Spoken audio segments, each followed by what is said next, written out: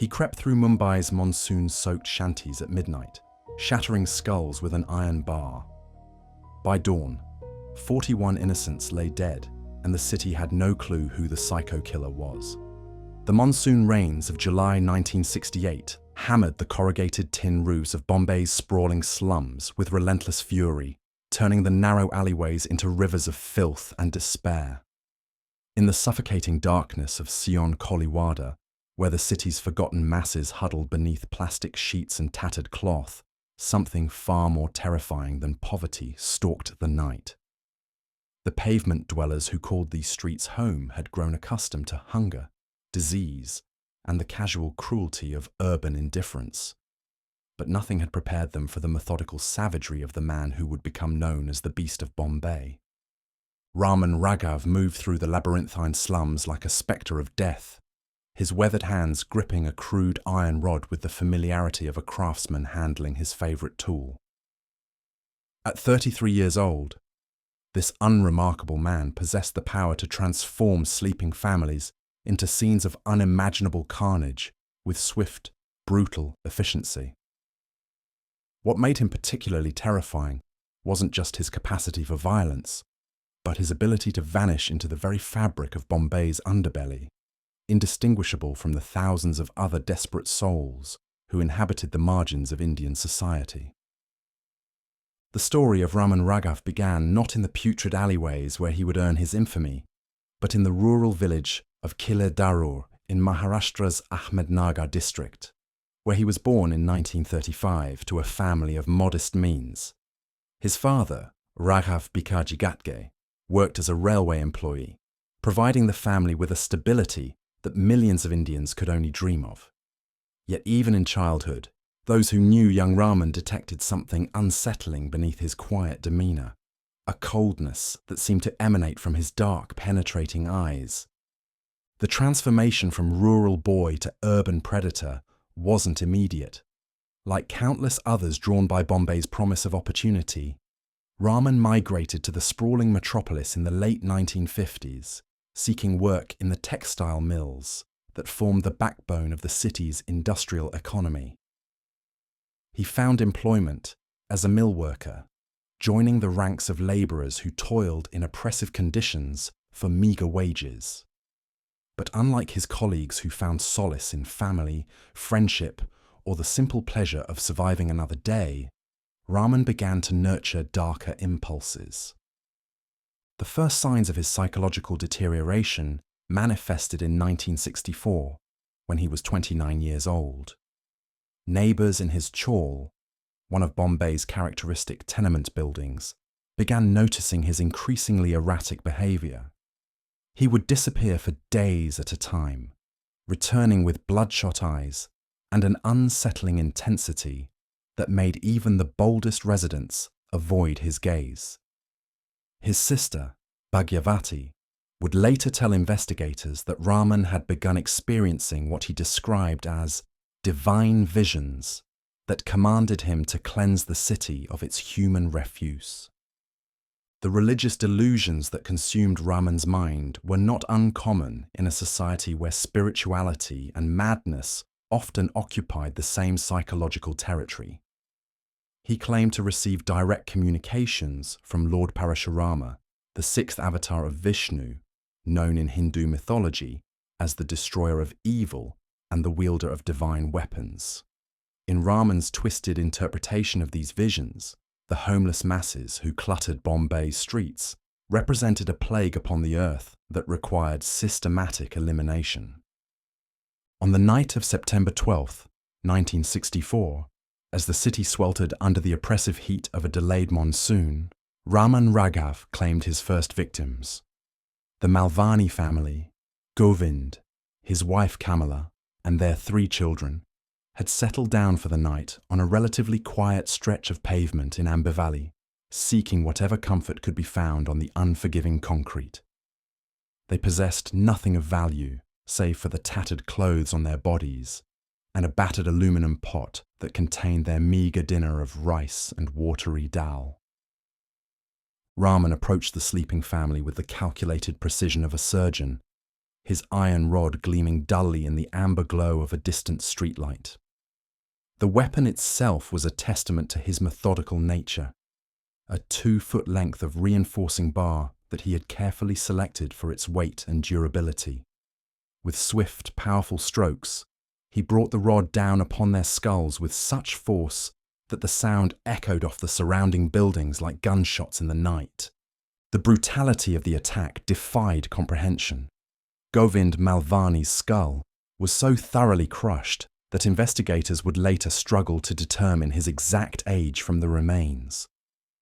His wife, Kamala, who appeared to have awakened during the assault, bore defensive wounds on her arms that spoke to her desperate final moments. The children, aged 4, 7, and 9, had been killed with the same methodical efficiency, their small bodies positioned as if they had never stirred from sleep. What distinguished this crime from the random violence that periodically erupted in Bombay's slums was its complete lack of material motive. Nothing had been stolen from the family. Their few possessions remained untouched beside their battered corpses. The killer had taken nothing except lives, suggesting a psychological motivation that the overworked Bombay police were ill-equipped to understand or investigate. Inspector Madhukar Zende of the Ambivali police station arrived at the scene as dawn broke over the city, casting the first pale light across what would become one of the most horrific crime scenes in Bombay's history. Zende, a 20-year veteran of the force who had witnessed his share of urban violence, found himself struggling to maintain professional composure as he surveyed the carnage.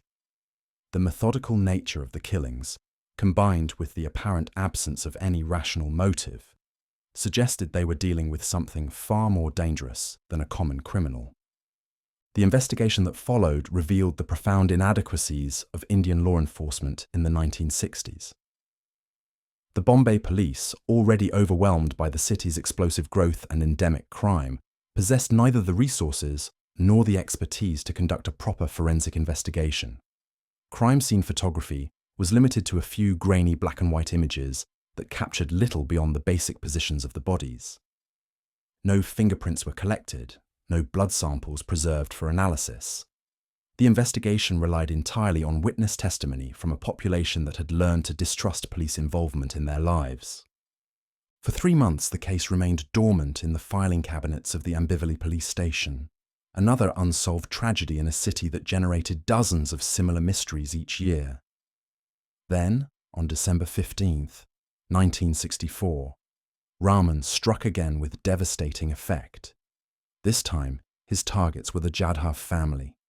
Ramesh, his pregnant wife Sushila, and their 2 young daughters, who had made their temporary home beneath a railway bridge in Khopri Pachpakadi. The scene that greeted investigating officers was even more horrific than the first. Sushila Jadhav, 7 months pregnant, had been bludgeoned with such ferocity that her unborn child was partially expelled from her body. The killer had not stopped there.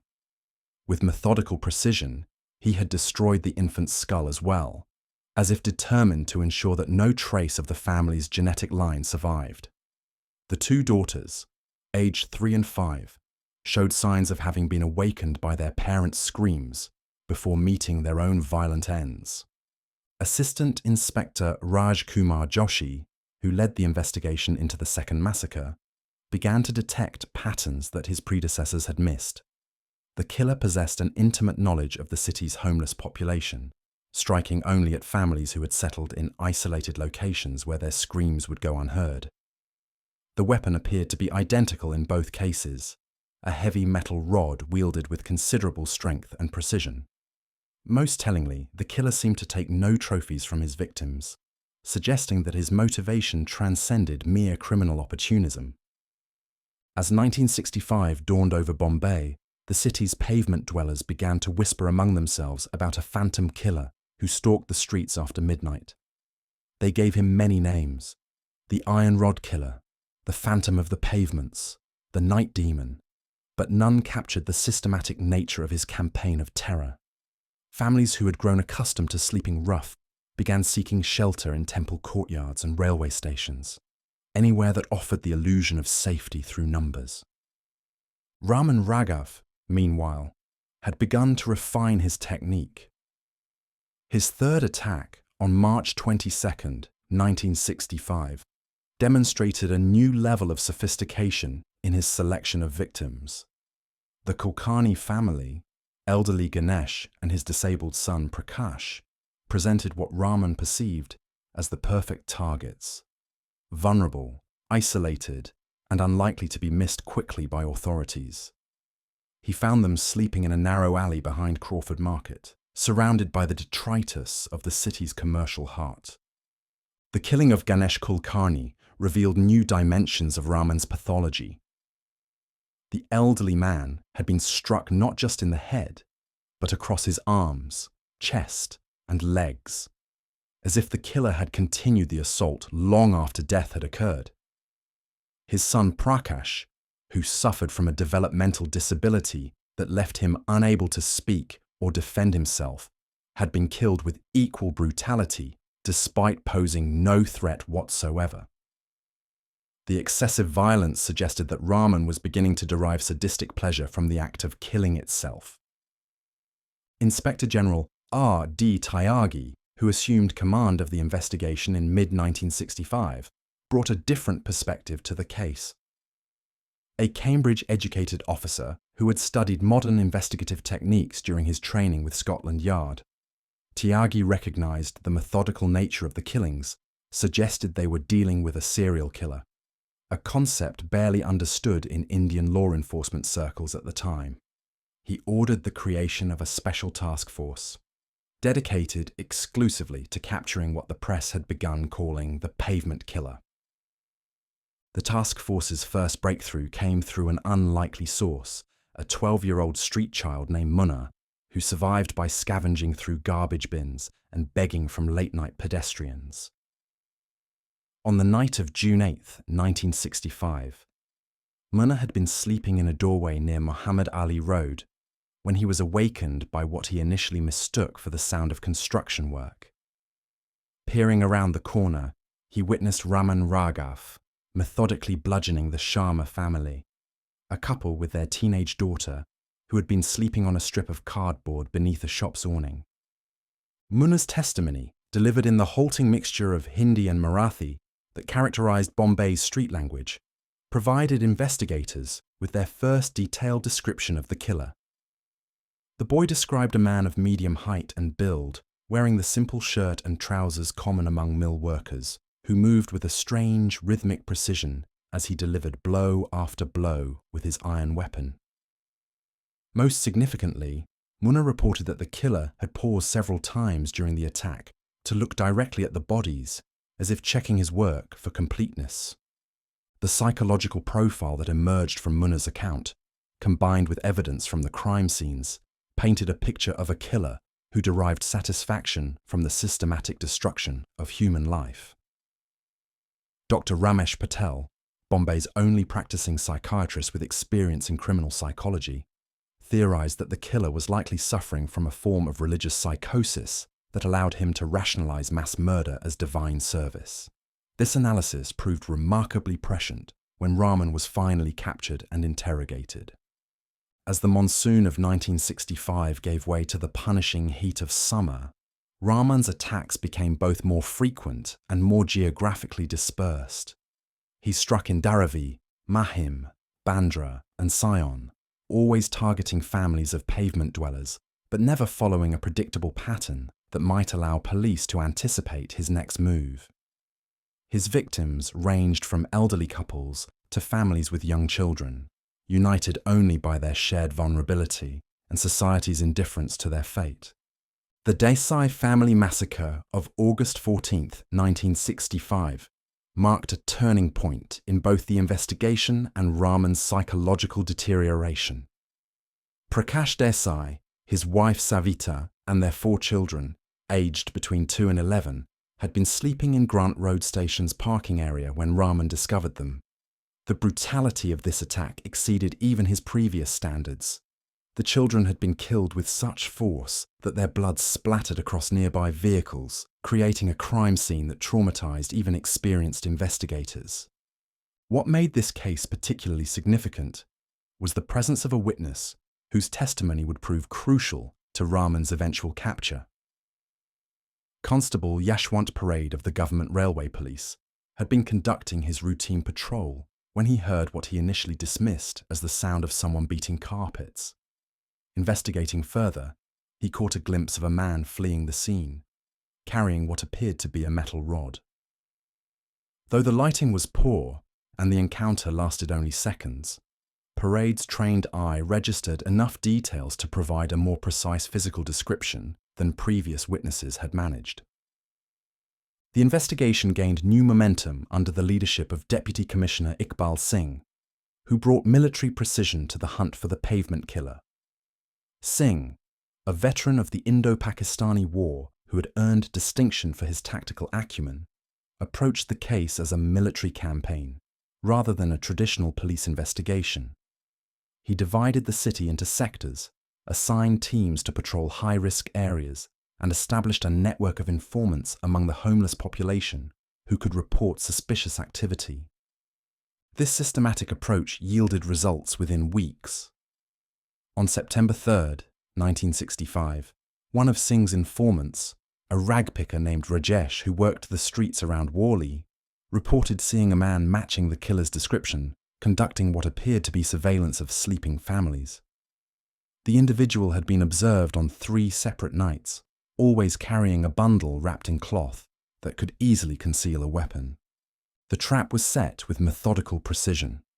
Singh positioned plainclothes officers at strategic locations throughout Worli, equipped them with whistles for communication, and instructed them to maintain visual contact with the suspect without attempting immediate apprehension.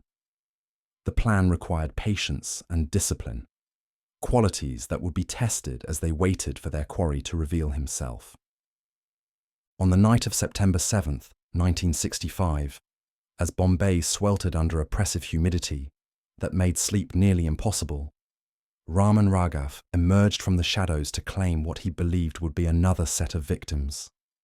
His target was the Patil family, Mohan, his wife Kamala, and their 6-year-old son Raj, who had spread a tattered blanket on the pavement outside a closed tea stall. The location offered the isolation Raman preferred, far enough from the main road to muffle screams, but accessible enough for his swift escape. Inspector Arun Sawant, positioned behind a nearby handcart, watched through binoculars as the suspect approached the sleeping family with the calculated movements that witnesses had described. The man carried himself with a confidence that spoke of extensive experience, his steps silent on the concrete despite his obvious determination to reach his targets. When he withdrew the iron rod from beneath his shirt, Sawant knew they had found their killer. The arrest of Raman Raghav unfolded with anticlimactic swiftness. As he raised the weapon above the head of sleeping Mohan Patil, Sawant's whistle pierced the night air, followed immediately by the coordinated rush of 4 plainclothes officers.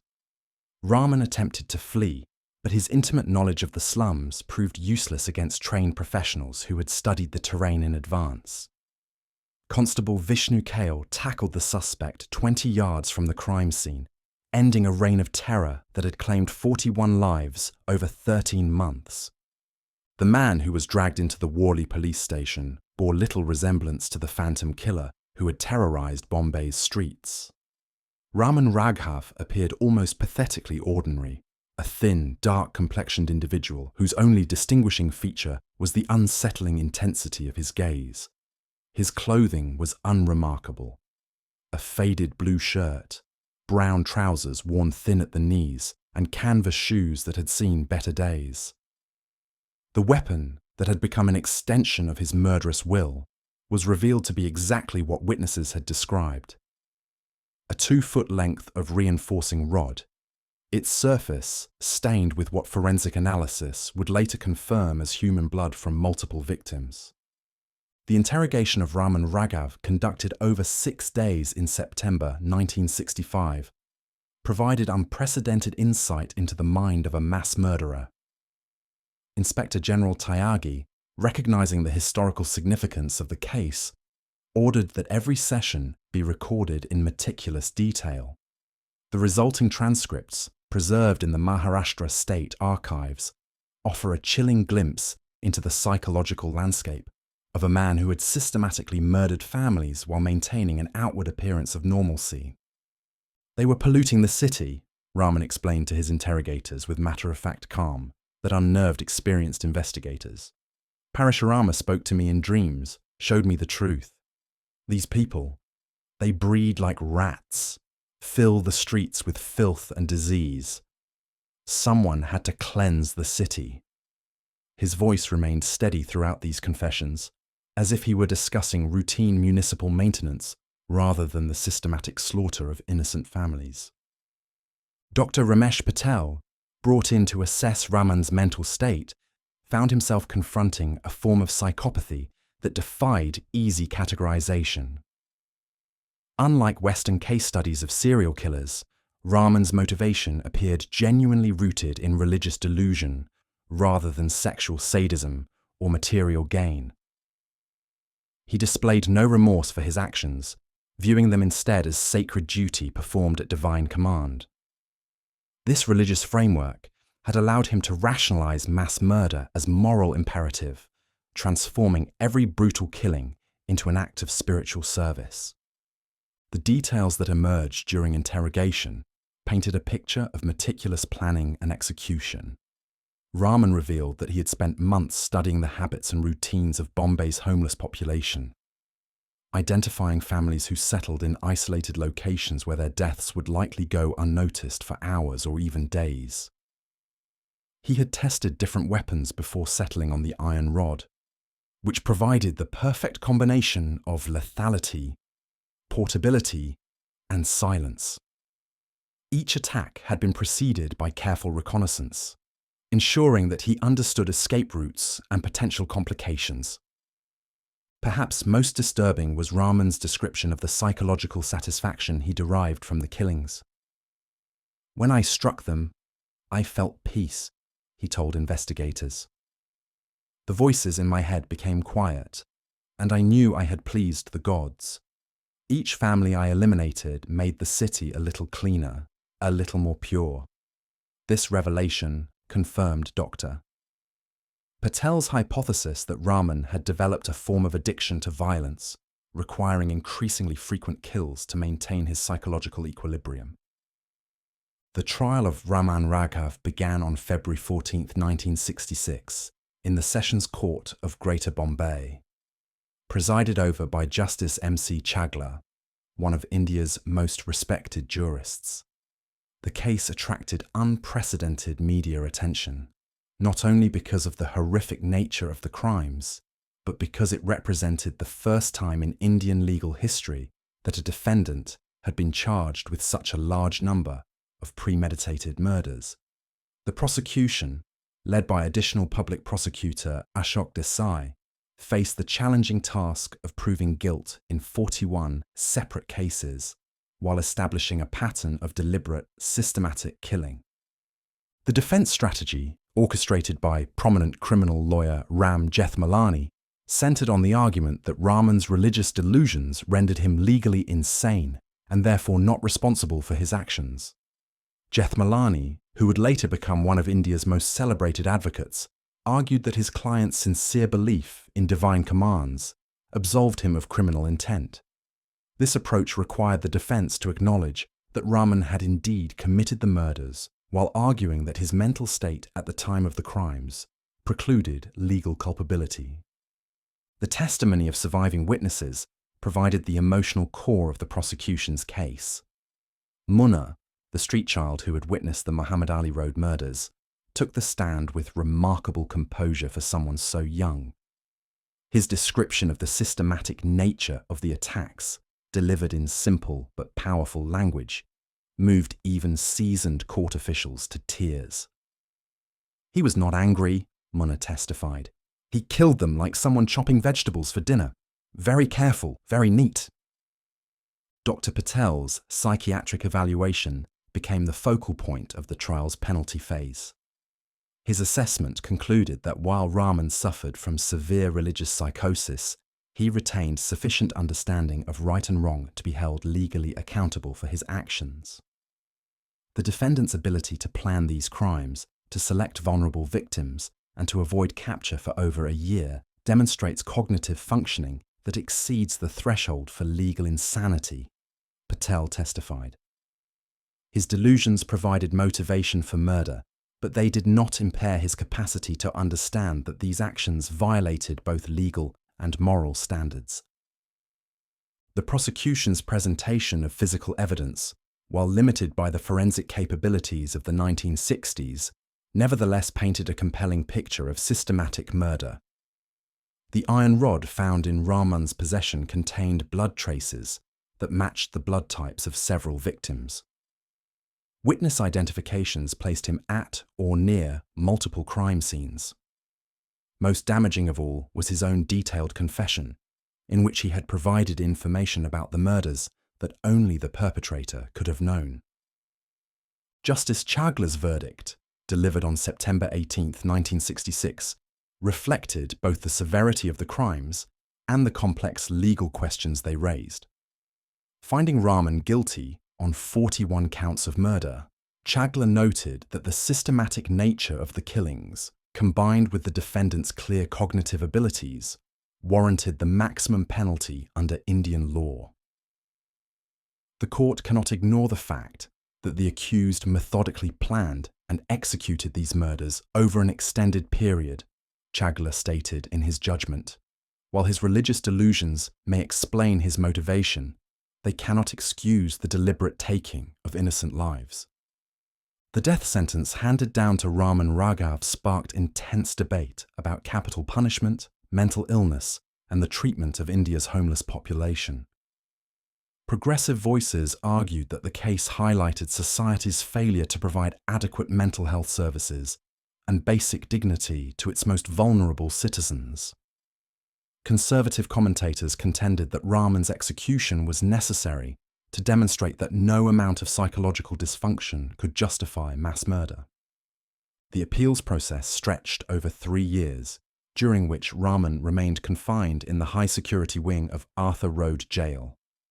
Prison officials reported that he adapted to incarceration with remarkable ease, maintaining the same calm demeanor he had displayed during his trial. He spent his days reading religious texts and claiming to receive continued divine visions that confirmed the righteousness of his actions. Fellow inmates found his presence deeply unsettling, not because of aggressive behavior, but because of his complete lack of remorse or emotional connection to the magnitude of his crimes. On February 11, 1969, at 6 a.m., Raman Raghav was executed by hanging in the courtyard of Arthur Road Jail.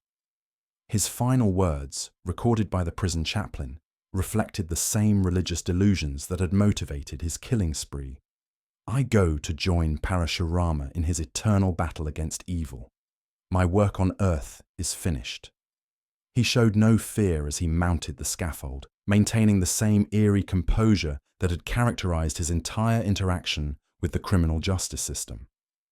The execution of Raman Raghav marked the end of one of the most horrific criminal cases in Indian history, but it failed to resolve the deeper questions his crimes had raised about urban poverty, mental illness, and social responsibility. The 41 families he murdered represented only a tiny fraction of Bombay's homeless population, yet their deaths had exposed the vulnerability of millions who continue to live on the margins of society. In the years following his execution, sociologists and criminologists would study the Raghav case as a window into the dark intersection of mental illness, religious extremism, and urban alienation. The investigating officers who brought Raman to justice found their careers forever marked by the case. Inspector General Tyagi later wrote that the systematic nature of the murders had forced Indian law enforcement to confront the reality that traditional investigative methods were inadequate for addressing modern criminal pathology. The case prompted the establishment of India's first criminal psychology unit and the adoption of more sophisticated forensic techniques that would prove essential in solving future complex cases. The slums where Raman had hunted his victims continued to sprawl across Bombay, their populations swelling with each passing year as rural poverty drove ever more families to seek opportunity in the urban nightmare. The pavement dwellers who had lived in terror during his killing spree gradually returned to their precarious routines, but older residents still spoke in whispers about the night demon who had stalked their community. The concrete beneath their feet had been washed clean by countless monsoons, but the memory of those blood-stained mornings remained embedded in the collective consciousness of Bombay's forgotten people. In the end, the legacy of Raman Raghav extended far beyond the 41 lives he had taken. His crimes had forced India to confront uncomfortable truths about the treatment of the mentally ill, the vulnerability of the homeless, and the capacity for evil that could flourish in the shadows of modern urban life. The police files from his case, meticulously preserved in the Maharashtra State Archives, continue to serve as a resource for criminologists studying the phenomenon of religiously motivated serial killing. His interrogation transcripts remain among the most detailed psychological profiles of a mass murderer ever compiled in India, offering insights into a criminal mind that defied conventional understanding. The iron rod that had been the instrument of so much death was eventually destroyed, but the questions it represented about violence, madness, and the price of urban indifference remained as sharp and troubling as ever. In a city where millions continued to sleep rough on unforgiving pavements, the ghost of Raman Raghav served as a reminder that humanity's capacity for evil was matched only by society's capacity to ignore the suffering of its most vulnerable members. The methodical monster, Israel Keyes, and America's most calculated serial killer. The fluorescent lights hummed overhead in the Anchorage Police Department interview room as FBI Special Agent Jolene Godin studied the man across from her. It was December 2012, and Israel Keyes sat with the casual demeanor of someone discussing weekend plans rather than multiple homicides. His dark hair was neatly combed, his beard trimmed, and his pale blue eyes betrayed nothing of the meticulous killer who had terrorized America for over a decade. What made Keyes particularly chilling wasn't just the breadth of his crimes, it was the calculated precision with which he had executed them. "I've done a lot of things I'm not proud of," Keyes would eventually tell investigators, a masterpiece of understatement that barely scratched the surface of one of the most methodical and geographically diverse killing sprees in American criminal history. Between 1996 and 2012, Israel Keyes transformed murder into a carefully orchestrated business, complete with pre-positioned supply caches, meticulously planned victim selection, and a mobility that allowed him to kill across state lines with impunity. The story of Israel Keyes begins not with violence, but with isolation. Born January 7, 1978, in Cove, Utah, to John Jeffrey Keyes and Heidi Keyes, Israel was the second of 10 children in a family that would define dysfunction.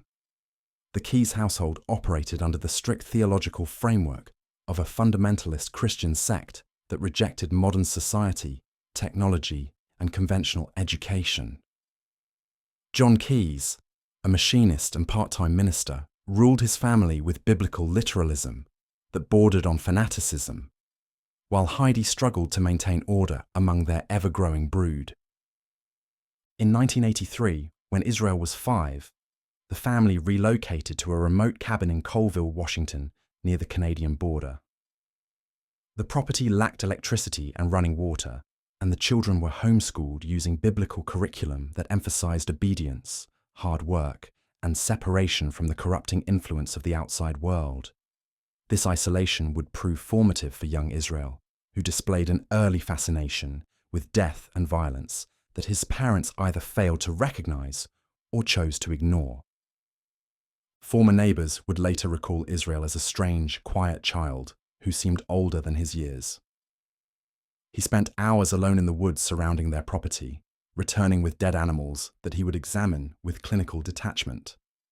Sarah Morrison, whose family lived several miles away, remembered encountering 8-year-old Israel skinning a rabbit with disturbing precision. Most kids his age would be grossed out by something like that, Morrison told investigators years later. Israel seemed excited by it.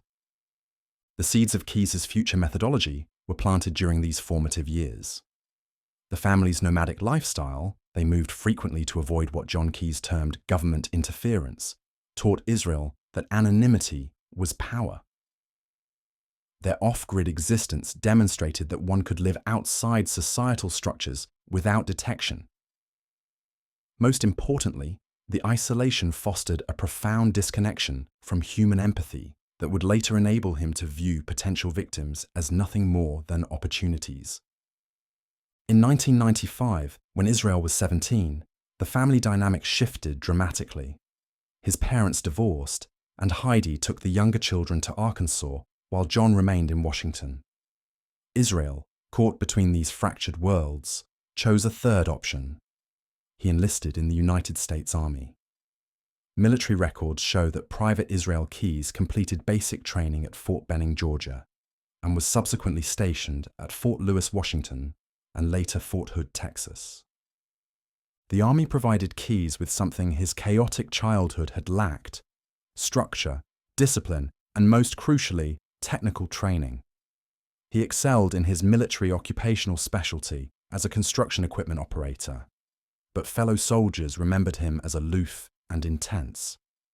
Staff Sergeant Michael Chen, who served alongside Keyes at Fort Hood, would later tell FBI investigators that Israel displayed an unusual interest in survival techniques and had an encyclopedic knowledge of remote locations across the United States. He could tell you about hiking trails in Montana, abandoned buildings in Iowa, places where nobody would think to look, Chen recalled. At the time, we just thought he was really into outdoor stuff. Looking back, it seems like he was planning something. Chen's instincts were accurate. During his military service, Keyes began developing what would become his signature methodology, the prepositioning of kill kits in remote locations across the country.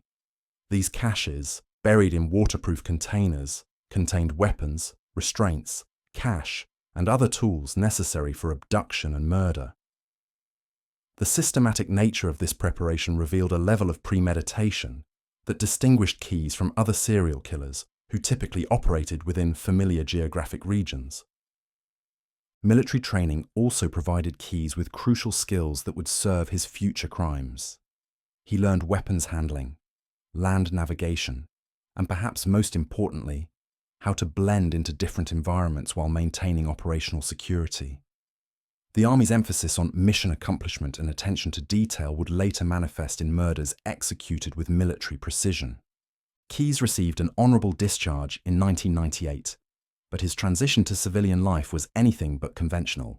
He returned briefly to Washington before relocating to Essex, Vermont, where he began working as a handyman and construction laborer. To outward appearances, he was rebuilding his life. He began a relationship with a local woman, and they soon had a daughter together.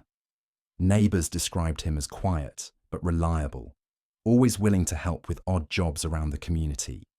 This facade of normalcy masked a darker reality that was taking shape. Between 1998 and 2001, Keyes established a routine that would define his killing career: periods of conventional domesticity punctuated by unexplained disappearances lasting several days or weeks.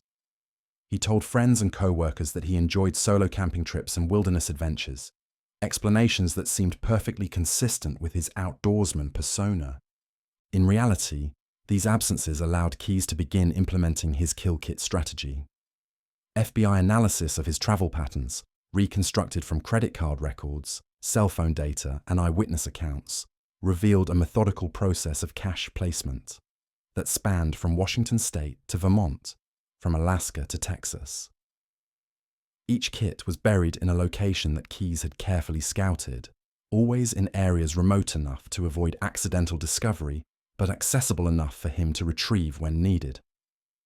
The contents of these kits varied, but investigators eventually recovered caches containing zip ties, duct tape, knives, firearms, ammunition, money, and even changes of clothing. Some contained more specialized items, night vision equipment, silencers fashioned from household materials, and detailed maps marking potential victim hunting grounds. The discovery of these caches would later prove crucial in linking Keyes to crimes across multiple jurisdictions. The first confirmed murder attributed to Israel Keyes occurred in 2001, though he hinted to investigators that his actual killing began earlier. The victims were Bill and Lorraine Currier, a married couple from Essex, Vermont. Keyes had been living in their community for 3 years, working odd jobs and maintaining his carefully constructed identity as a helpful neighbor. The Curriers, both in their 50s, represented ideal targets for Keyes's emerging methodology. They lived in a somewhat isolated location, maintained predictable routines, and had no obvious connection to their eventual killer. On the night of June 8, 2011, Keyes broke into the Currier home while the couple slept. Unlike many serial killers who derive psychological satisfaction from victim interaction, Keyes approached murder as a technical problem to be solved efficiently. He bound and gagged both victims, loaded them into his truck, and transported them to an abandoned house he had identified weeks earlier. The Curriers were killed quickly and methodically, their bodies disposed of in a manner that prevented discovery for months. What made this crime particularly chilling was its randomness.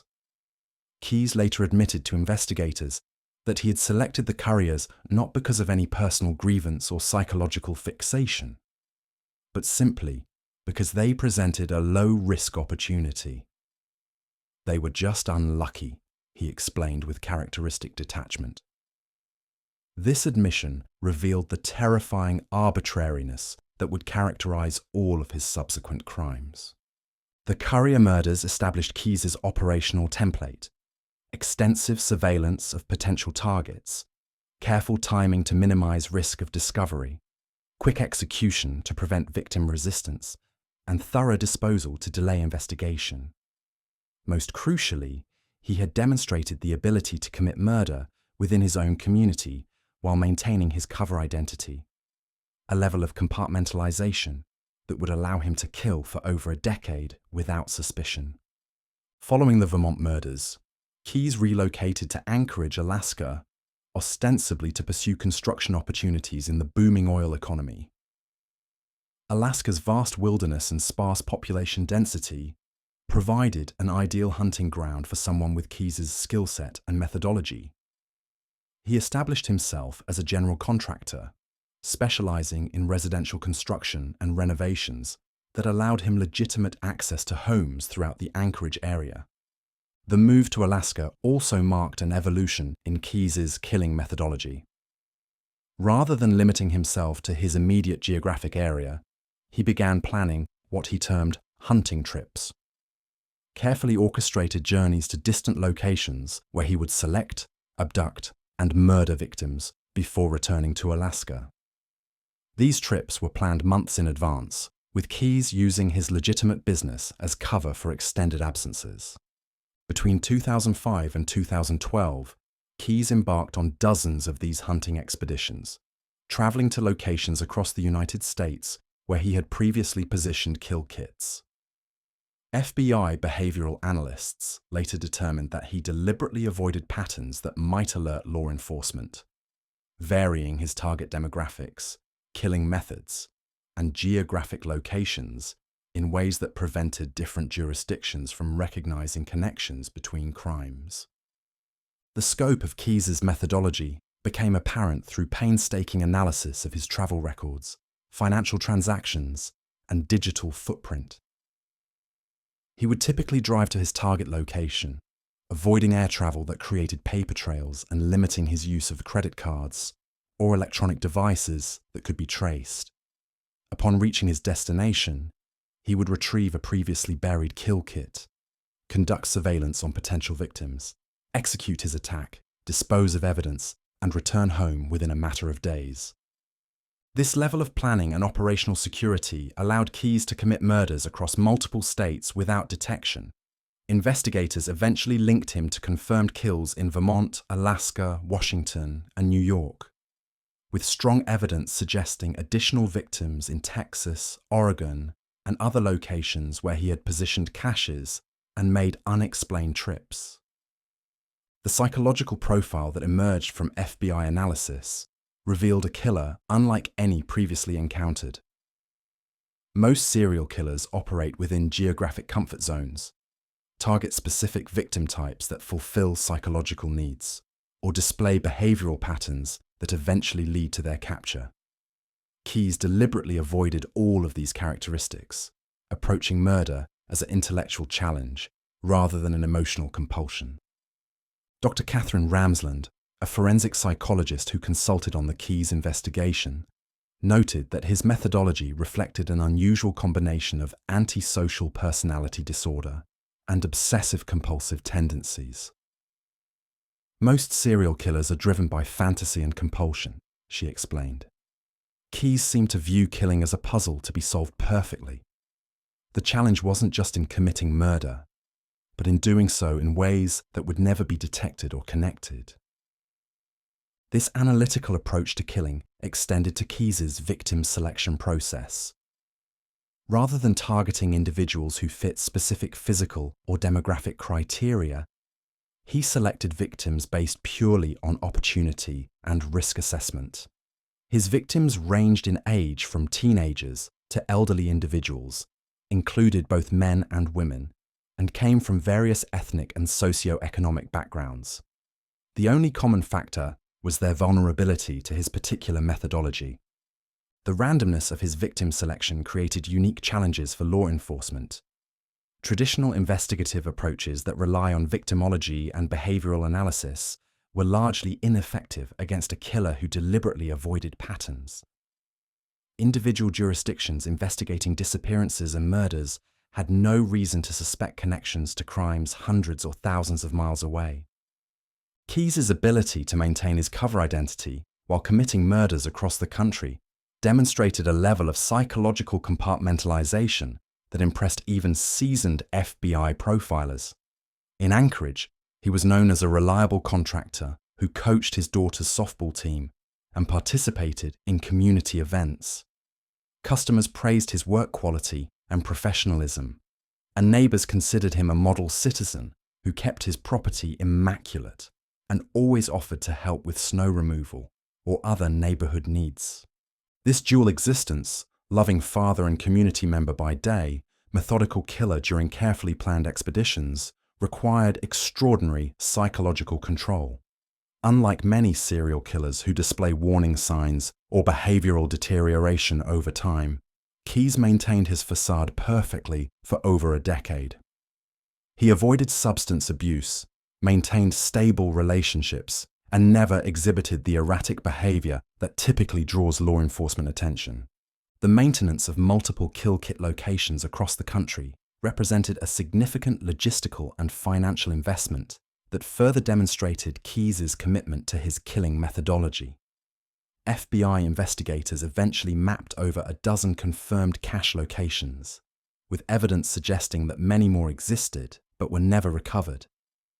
Each cache required multiple trips to establish and maintain, representing thousands of miles of travel and careful timing to avoid detection. The sophistication of these caches impressed investigators who eventually recovered them. Rather than simply burying weapons and restraints, Keyes had created comprehensive murder kits that included everything needed for extended hunting expeditions. Some contained camping equipment that allowed him to remain in remote areas for days while surveilling potential victims. Others included vehicle modification tools that enabled him to disable potential escape routes or create temporary holding areas. Perhaps most disturbing was the evidence that Keyes had been refining and expanding his methodology over time. Later caches contained more sophisticated equipment and showed evidence of lessons learned from previous crimes. He had developed techniques for body disposal that prevented discovery, methods for avoiding electronic surveillance, and procedures for eliminating forensic evidence that demonstrated a thorough understanding of modern investigative techniques. The financial aspects of Keyes' operation also revealed careful planning and attention to operational security. He funded his activities through a combination of legitimate construction work and periodic robberies that were executed with the same methodical precision as his murders. These robberies, typically targeting small banks or businesses in remote locations, provided untraceable cash that financed his kill kit maintenance and hunting expeditions. FBI financial analysts who reconstructed Keyes' economic activities discovered that he had maintained multiple bank accounts under slightly different variations of his name, allowing him to conduct transactions without creating obvious patterns. He typically paid cash for fuel, food, and lodging during his hunting trips, avoiding credit card records that could place him at crime scenes. When electronic transactions were necessary, he used debit cards linked to accounts that he had established using false addresses and minimal documentation. The geographic scope of Keyes' activities created unprecedented challenges for law enforcement coordination. His crimes spanned multiple FBI field offices, dozens of local police jurisdictions, and several international borders. Each jurisdiction was investigating what appeared to be isolated crimes with no obvious connections to other cases. The lack of apparent patterns or geographic clustering meant that years passed before investigators recognized they were dealing with a single perpetrator. This compartmentalization was exactly what Keyes had intended. His study of previous serial killer cases had taught him that law enforcement success typically depended on recognizing patterns and establishing connections between crimes. By deliberately avoiding patterns and maximizing geographic dispersion, he had created a methodology that was nearly immune to traditional investigative approaches. The beginning of the end for Israel Keyes came not through investigative brilliance or behavioral analysis, but through a departure from his own methodical approach.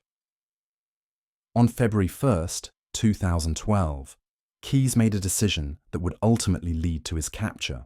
He selected a victim from his own community rather than traveling to a distant location where he had positioned supplies. Samantha Koenig was an 18-year-old college student who worked evening shifts at a coffee kiosk in Anchorage.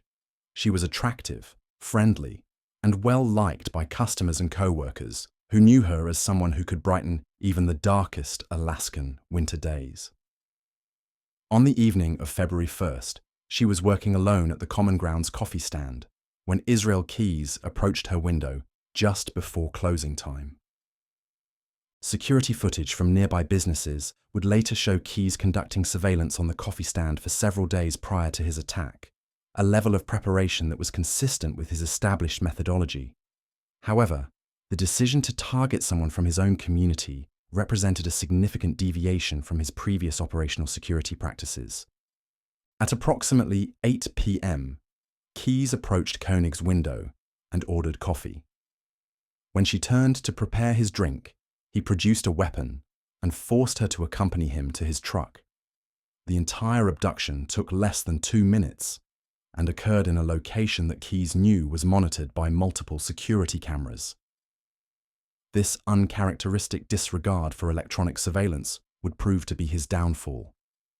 Keyes transported Koenig to a shed behind his home, where he held her for several hours before killing her.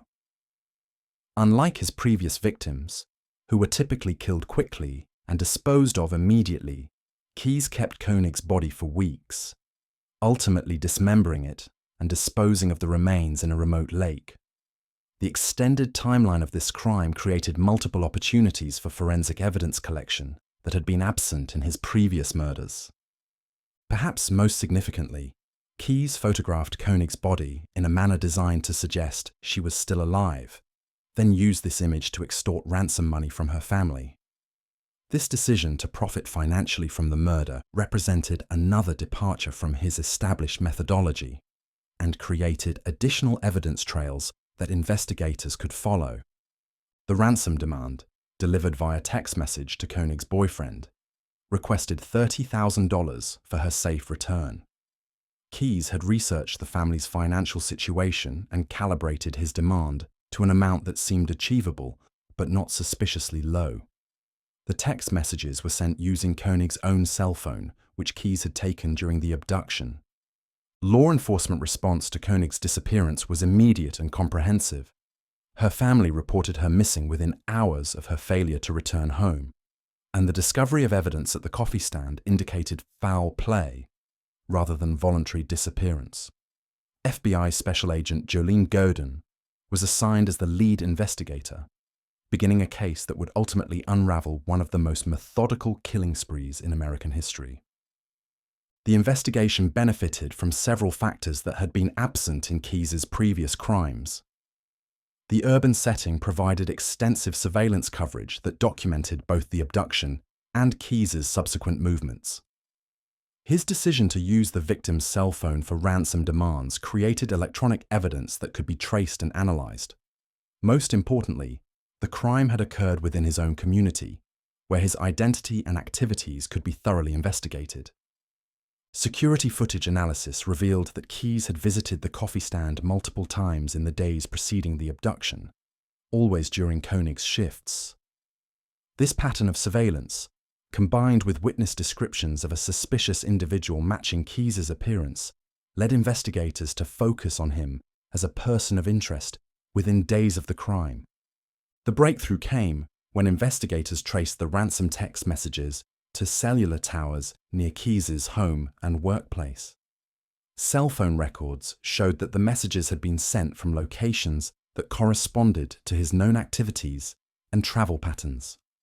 When agents obtained a warrant to search his property, they discovered evidence that definitively linked him to Koenig's disappearance. The search of Keyes's home and adjoining shed revealed a crime scene that provided investigators with their first glimpse into his true nature. Forensic analysis identified Koenig's blood, hair, and other biological evidence throughout the shed, which had been configured as a temporary holding area complete with restraints and soundproofing materials. More disturbing was the discovery of photographs and personal items from multiple other victims, evidence that Koenig's murder was not an isolated incident.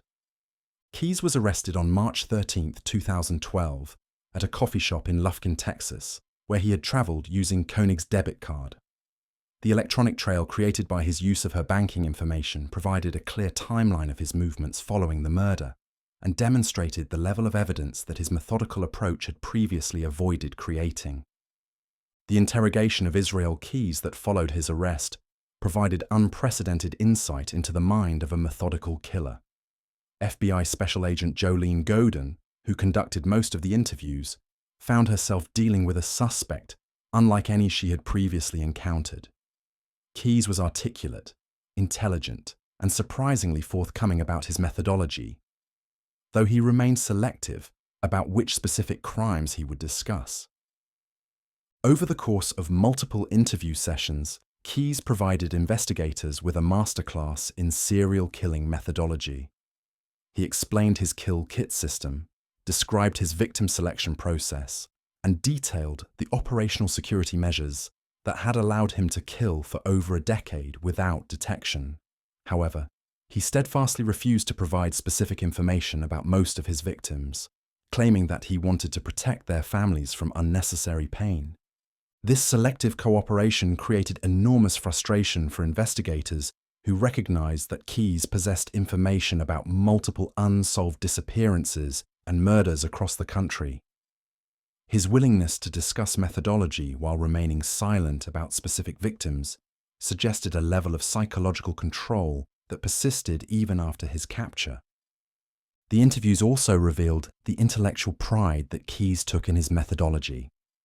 He spoke about his crimes with the detachment of a professional, discussing technical innovations, occasionally expressing surprise that law enforcement had failed to recognize patterns that seemed obvious to him in retrospect.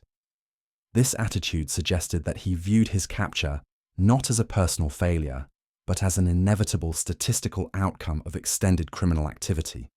Dr. Beth Kerr, a forensic psychiatrist who evaluated Keyes during his incarceration, noted that he displayed characteristics consistent with antisocial personality disorder, but lacked the emotional volatility typically associated with serial killers. He approached killing as an intellectual exercise, she observed. There was no rage, no sexual component, no obvious psychological driver beyond the challenge of committing perfect crimes. The investigation that followed Keyes' arrest represented one of the most comprehensive serial killer inquiries in FB1 of history. Agents from multiple field offices worked to reconstruct his activities over more than a decade, analyzing travel records, financial transactions, cell phone data, and witness accounts to establish a timeline of his movements and identify potential victims. The discovery and excavation of Keyes' kill kit locations provided crucial evidence linking him to crimes across multiple jurisdictions. Each cache location became a crime scene in its own right, with forensic teams conducting detailed analysis to recover fingerprints, DNA evidence, and other materials that could connect Keyes to specific victims. The breadth of the investigation required unprecedented coordination between federal, state, and local law enforcement agencies. FBI behavioral analysts worked with local detectives to review unsolved cases that might be connected to Keyes' known travel patterns. Missing persons databases were cross-referenced with his confirmed locations, and cold case files were reopened in jurisdictions where he had positioned caches or made unexplained visits. This massive investigative effort ultimately confirmed Keyes' involvement in at least 11 murders across 6 states, though investigators believe the actual number of victims was significantly higher. His refusal to provide complete information about his crimes meant that many families would never receive closure about missing loved ones who may have fallen victim to his methodical approach. The case took an unexpected turn on December 2, 2012, when Keyes was found dead in his jail cell at the Anchorage Correctional Complex. He had committed suicide using a razor blade and ligature fashioned from bed sheets, leaving behind a lengthy confession that provided additional details about his methodology, but failed to identify most of his victims. Keyes' suicide represented a final assertion of control over his narrative. Even facing inevitable conviction and likely execution, he had chosen to deny investigators and victim families the closure that might have come from complete disclosure of his crimes. His death note, written in a mixture of prose and poetry, revealed a man who viewed himself as superior to both his victims and the law enforcement officers who had captured him. The impact of the Israel Keyes case extended far beyond the specific crimes he committed.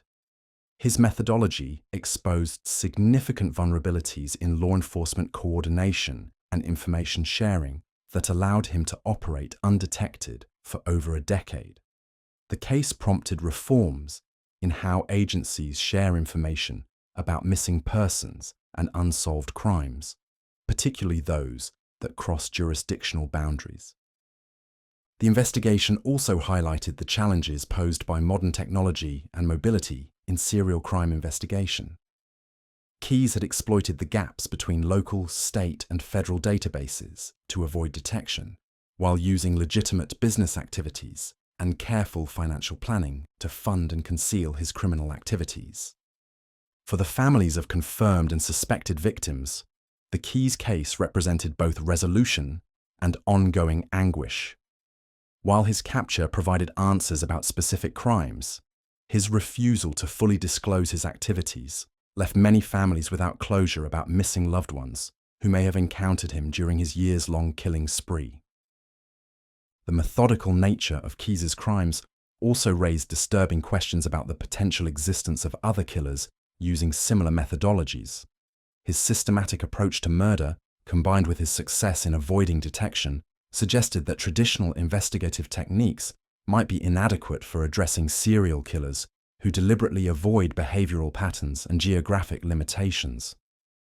Law enforcement officials who worked on the Keyes investigation continue to analyze his methodology for insights that might prevent future crimes. The case has become a study subject in FBI training programs, and has influenced the development of new analytical tools for identifying connections between crimes that occur across multiple jurisdictions.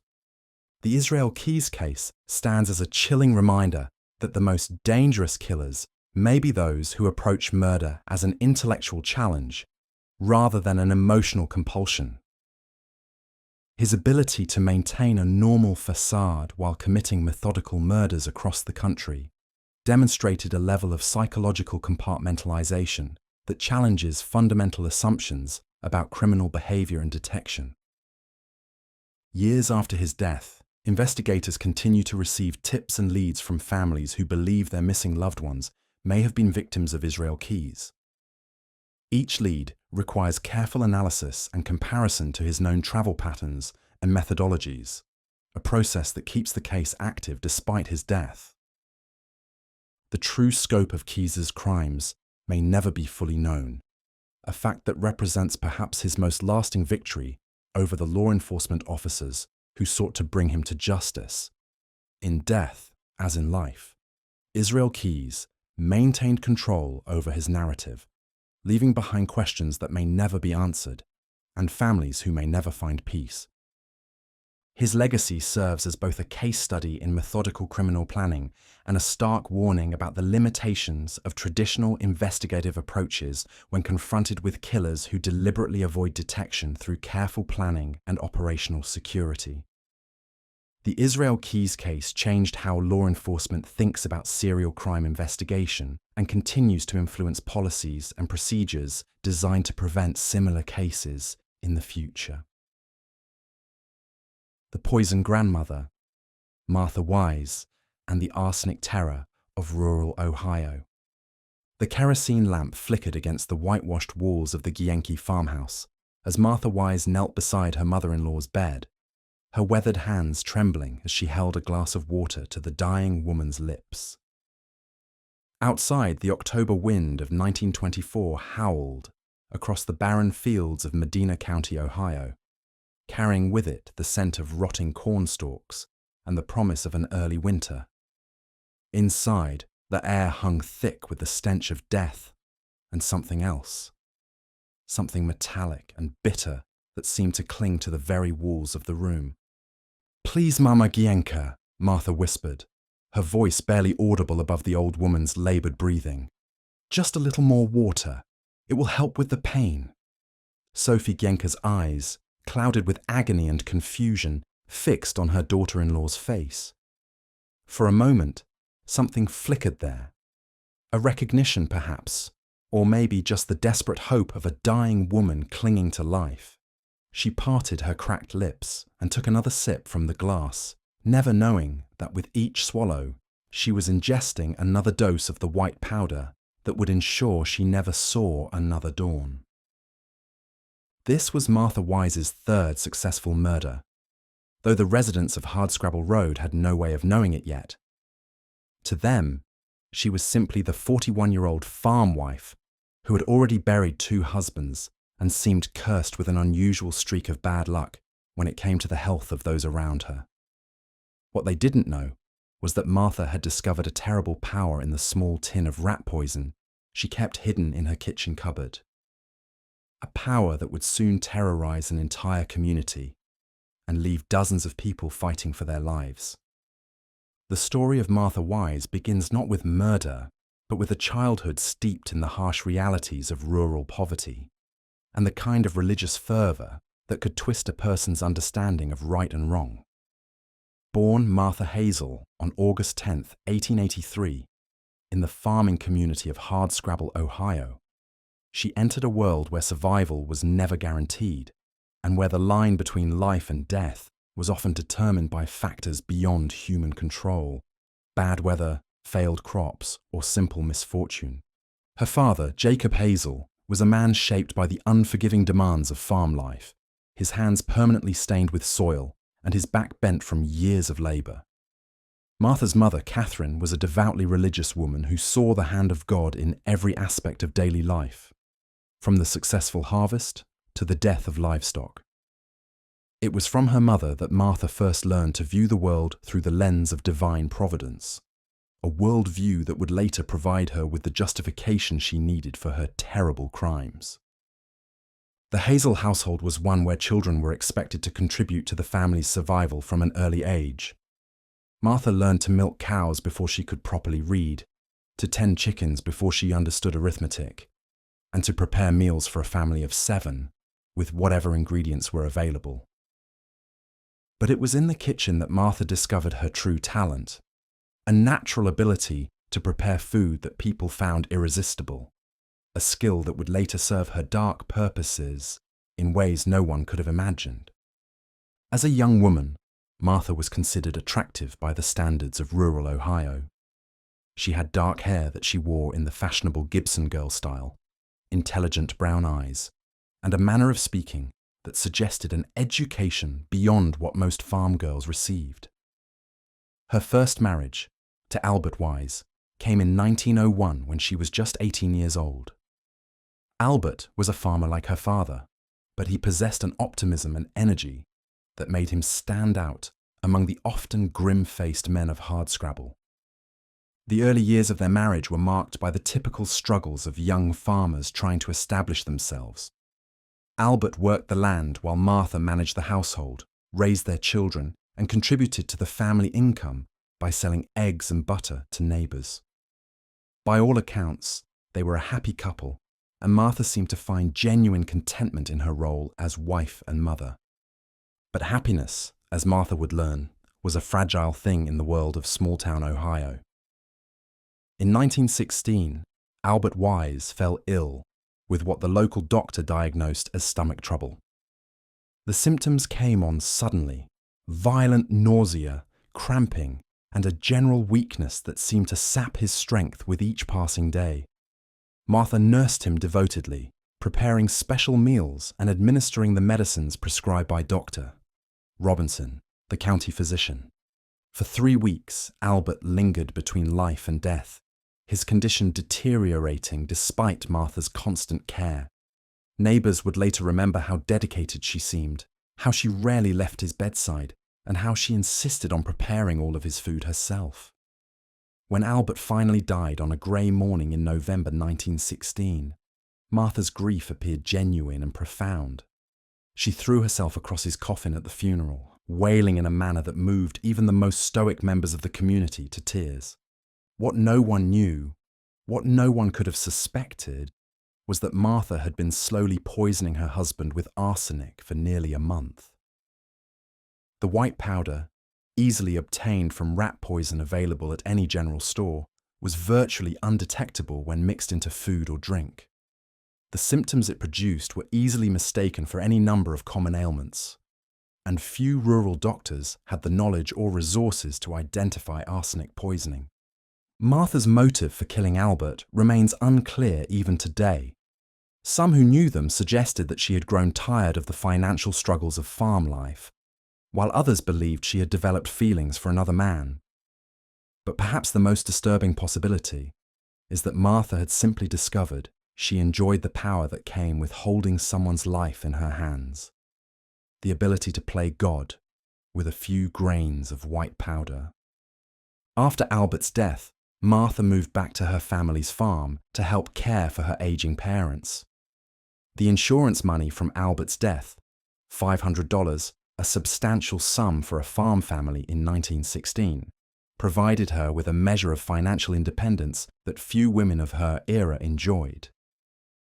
She used this money to establish herself as a sort of informal nurse and caregiver in the community, offering to help neighbours with sick family members and elderly relatives. It was during this period that Martha met Fred Gienka, a widower with several children, who needed someone to help manage his household. Fred was a quiet, hard-working man who had been devastated by the death of his first wife and struggled to balance farming with raising his children. When Martha offered to help, it seemed like an answer to his prayers. Their courtship was brief but intense. Fred was grateful for Martha's help with his children and impressed by her cooking and housekeeping skills.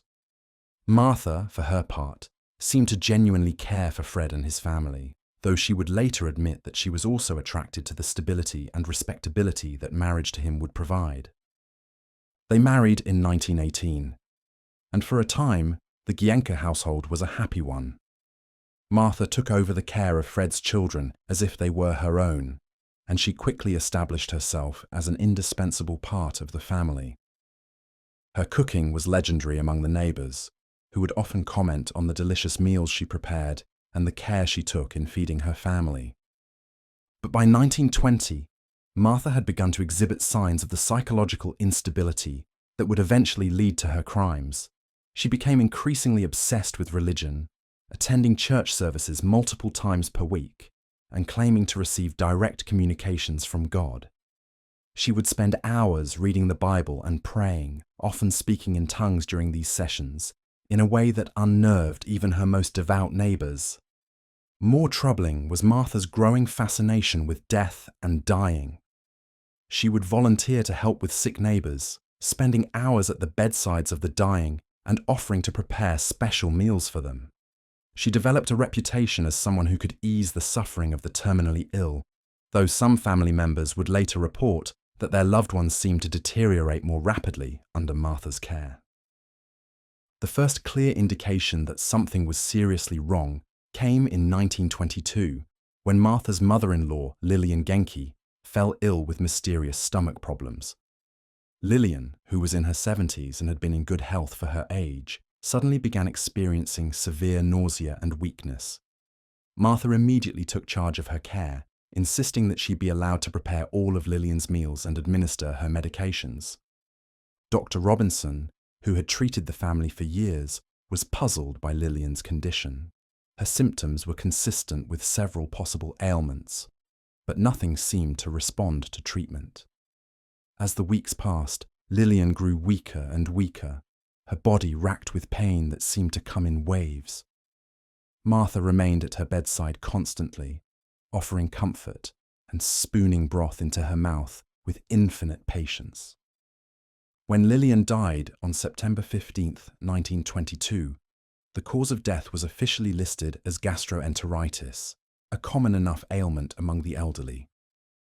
The funeral was well attended, and Martha's grief appeared genuine. She spoke movingly about Lillian's kindness and wisdom, and many mourners commented on how devoted she had been during the old woman's final illness. But Martha's behaviour in the days following the funeral began to concern some family members. Rather than seeming relieved that Lillian's suffering was over, Martha appeared almost euphoric. She spoke constantly about how peaceful Lillian had looked at the end, how God had called her home, and how blessed she felt to have been able to help ease her passing. It was as if the act of watching someone die had filled her with a kind of spiritual energy that others found deeply unsettling. The death of Lillian Genke marked the beginning of what would become known as the hardscrabble poisonings, though it would be months before anyone connected the dots between Martha's presence and the mysterious illnesses that began to plague the community. The pattern was always the same. Someone would fall ill with stomach problems. Martha would volunteer to help care for them, and their condition would either improve after she left or deteriorate rapidly if she remained involved in their care. Martha's second confirmed victim was her own husband, Fred Gienke. In early 1923, Fred began complaining of stomach pains and fatigue. At first, Martha suggested it might be something he ate, and she took charge of preparing special meals to help settle his stomach. But instead of improving, Fred's condition worsened. He lost weight rapidly, his skin took on a greyish pallor, and he began experiencing severe cramping that would leave him doubled over in pain. Dr. Robinson was called in to examine Fred, but like Lillian's illness, his condition didn't respond to conventional treatment. The doctor prescribed various medications and suggested changes to Fred's diet, all of which Martha dutifully implemented. She was the perfect wife and nurse, preparing his meals with meticulous care and ensuring he took his medications at the proper times. As Fred's condition deteriorated, Martha's behaviour became increasingly erratic. She would spend hours praying over him, claiming that God was testing their faith and that she was being called to help him transition to the next world. She began speaking openly about death as a blessing, and about how peaceful Fred would be once he was free from his earthly suffering. The end came on March 3rd, 1923, after Fred had been ill for nearly 2 months. Martha was alone with him when he died, and neighbours later reported hearing her singing hymns in the hours before his passing. When Dr. Robinson arrived to examine the body, he found Martha in a state of apparent religious ecstasy, claiming that she had seen angels come to take Fred's soul to heaven. Fred's death was officially attributed to stomach cancer, though Dr. Robinson later admitted that he had never seen a case progress so rapidly or with such unusual symptoms. The funeral was another sombre affair, with Martha once again playing the role of the grieving widow to perfection. She spoke about Fred's virtues and how blessed she felt to have been his wife, and few who attended the service would have suspected that she was responsible for his death. But Martha's third and final murder would prove to be her undoing. By late 1924, she had moved in with her elderly mother-in-law, Sophie Gienke, Fred's mother, ostensibly to help care for the 80-year-old woman. Sophie was still relatively healthy for her age, but Martha convinced family members that she needed constant supervision and care. The pattern that had emerged with Martha's previous victims was repeated with Sophie. The old woman began experiencing stomach problems within days of Martha's arrival, and Martha immediately took charge of her care. She prepared all of Sophie's meals, administered her medications, and spent hours at her bedside reading from the Bible and praying. But this time, something was different. Sophie's symptoms were more severe than those of Martha's previous victims, and they came on more rapidly. Within a week of the onset of her illness, Sophie was experiencing violent nausea, severe cramping, and a metallic taste in her mouth that she complained about constantly. Her hair began falling out, and her fingernails developed strange ridges that Dr. Robinson had never seen before. More importantly, Sophie's illness coincided with a series of mysterious illnesses that struck other members of the Gienke family and several neighbours. Martha had been preparing food for a family gathering when multiple people became ill with similar symptoms. Some recovered quickly, but others experienced symptoms that lingered for weeks. It was Sophie's nephew, Walter Gienke, who first began to suspect that something was wrong. Walter was a sharp-eyed man who had served in the Great War and had seen enough of the world to recognize when things didn't add up. He noticed that everyone who had become ill had eaten food prepared by Martha, and he began to remember the unusual circumstances surrounding the deaths of his relatives. Walter's suspicions were confirmed when he discovered a tin of rat poison hidden in Martha's belongings. The tin was nearly empty, and there were traces of white powder on the lid and around the edges. When he confronted Martha about it, she claimed she had been using it to poison rats in the barn, but Walter knew that the barn had been sealed against rodents months earlier. The confrontation with Walter seemed to trigger something in Martha's already fragile mental state. She began making increasingly bizarre statements about God's will and her role as an instrument of divine justice. She claimed that she had been chosen to help people transition from life to death, and that her actions were not murders, but acts of mercy. It was during one of these religious rants that Martha made the confession that would seal her fate. In front of several family members, she admitted to poisoning Sophie, Fred, and Lillian with arsenic. She claimed that God had told her to do it, that she was helping them escape their earthly suffering and join him in heaven. The family members who heard this confession were horrified, but they were also faced with a dilemma. Martha was family, and the idea of turning her over to the authorities went against everything they had been taught about loyalty and forgiveness. They initially tried to handle the situation themselves, hoping to convince Martha to stop her activities and seek help. But Martha's behavior continued to deteriorate. She began talking openly about poisoning other people, including some of the family members who were trying to help her. She claimed that she could see who was meant to die and who was meant to live, and that she was simply carrying out God's plan.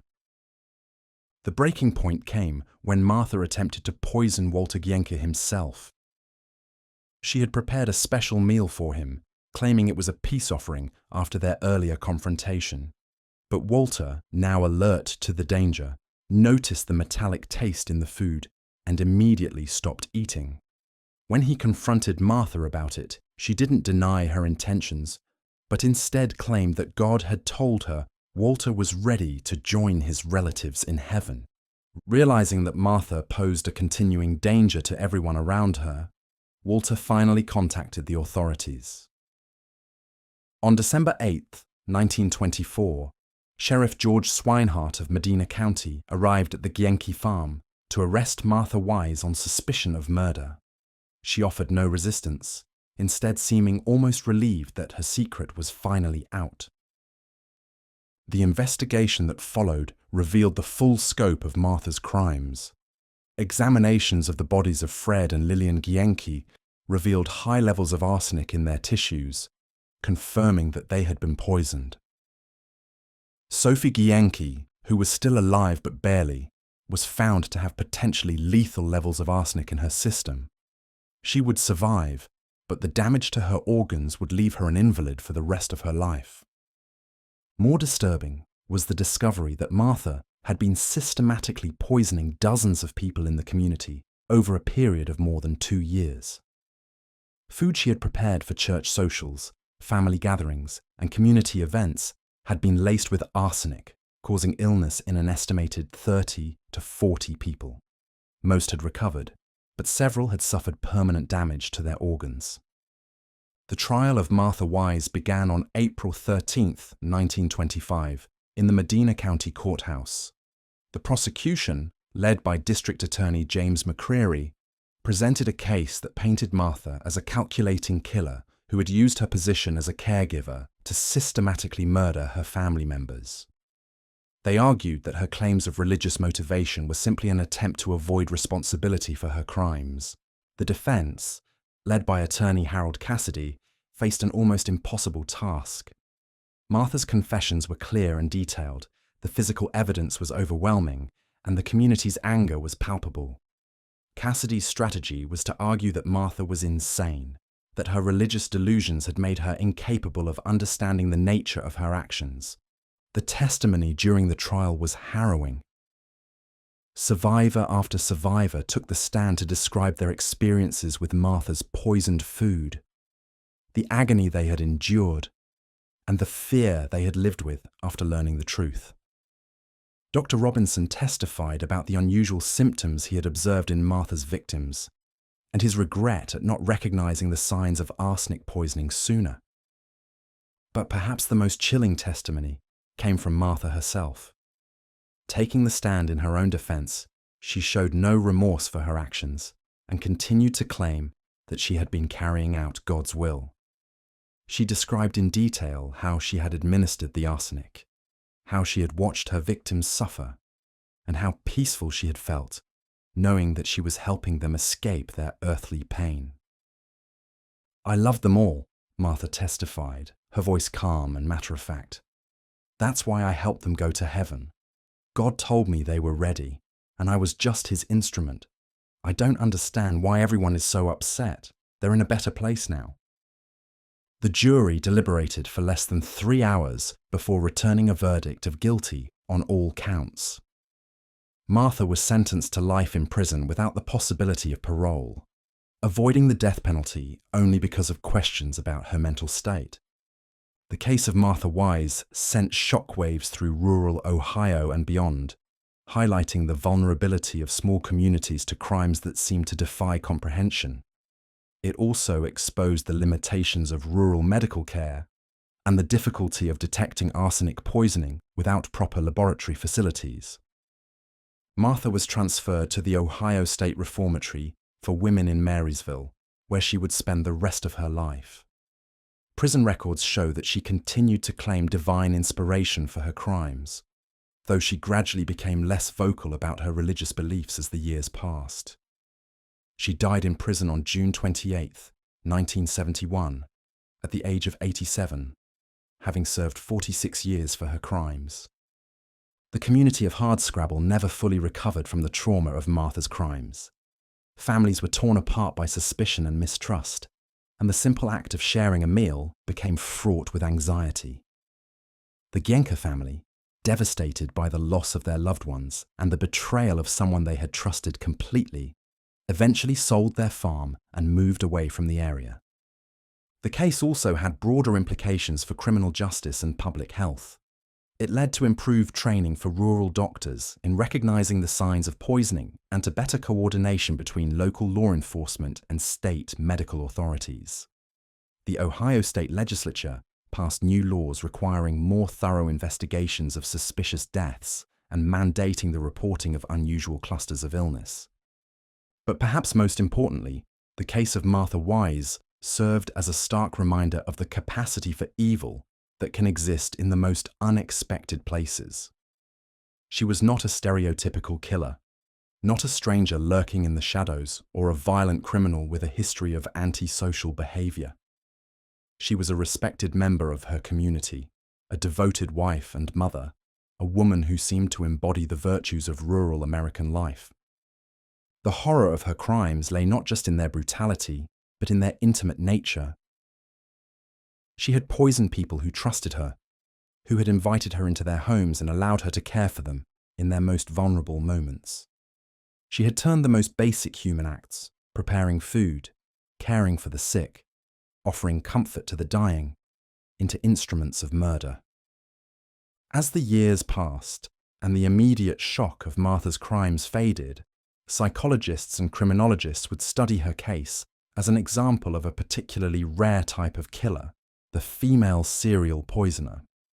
Unlike most serial killers, who are motivated by sexual gratification or a desire for power and control, Martha seemed to be driven by a complex mixture of religious delusion, psychological sadism, and what some experts described as a God complex.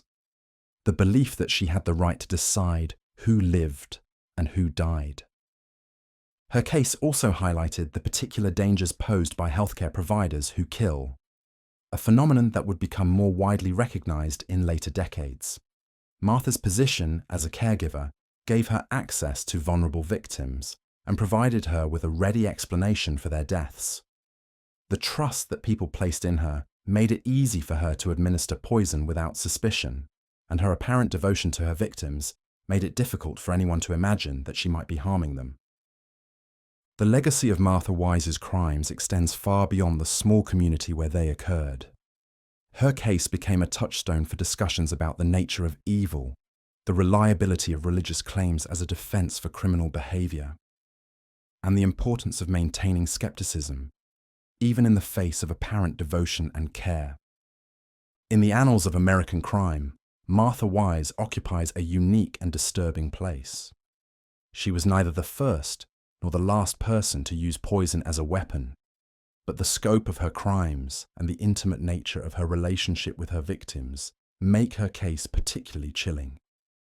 She killed not out of passion or greed, but out of a twisted sense of mercy that allowed her to rationalize the most heinous acts as expressions of love.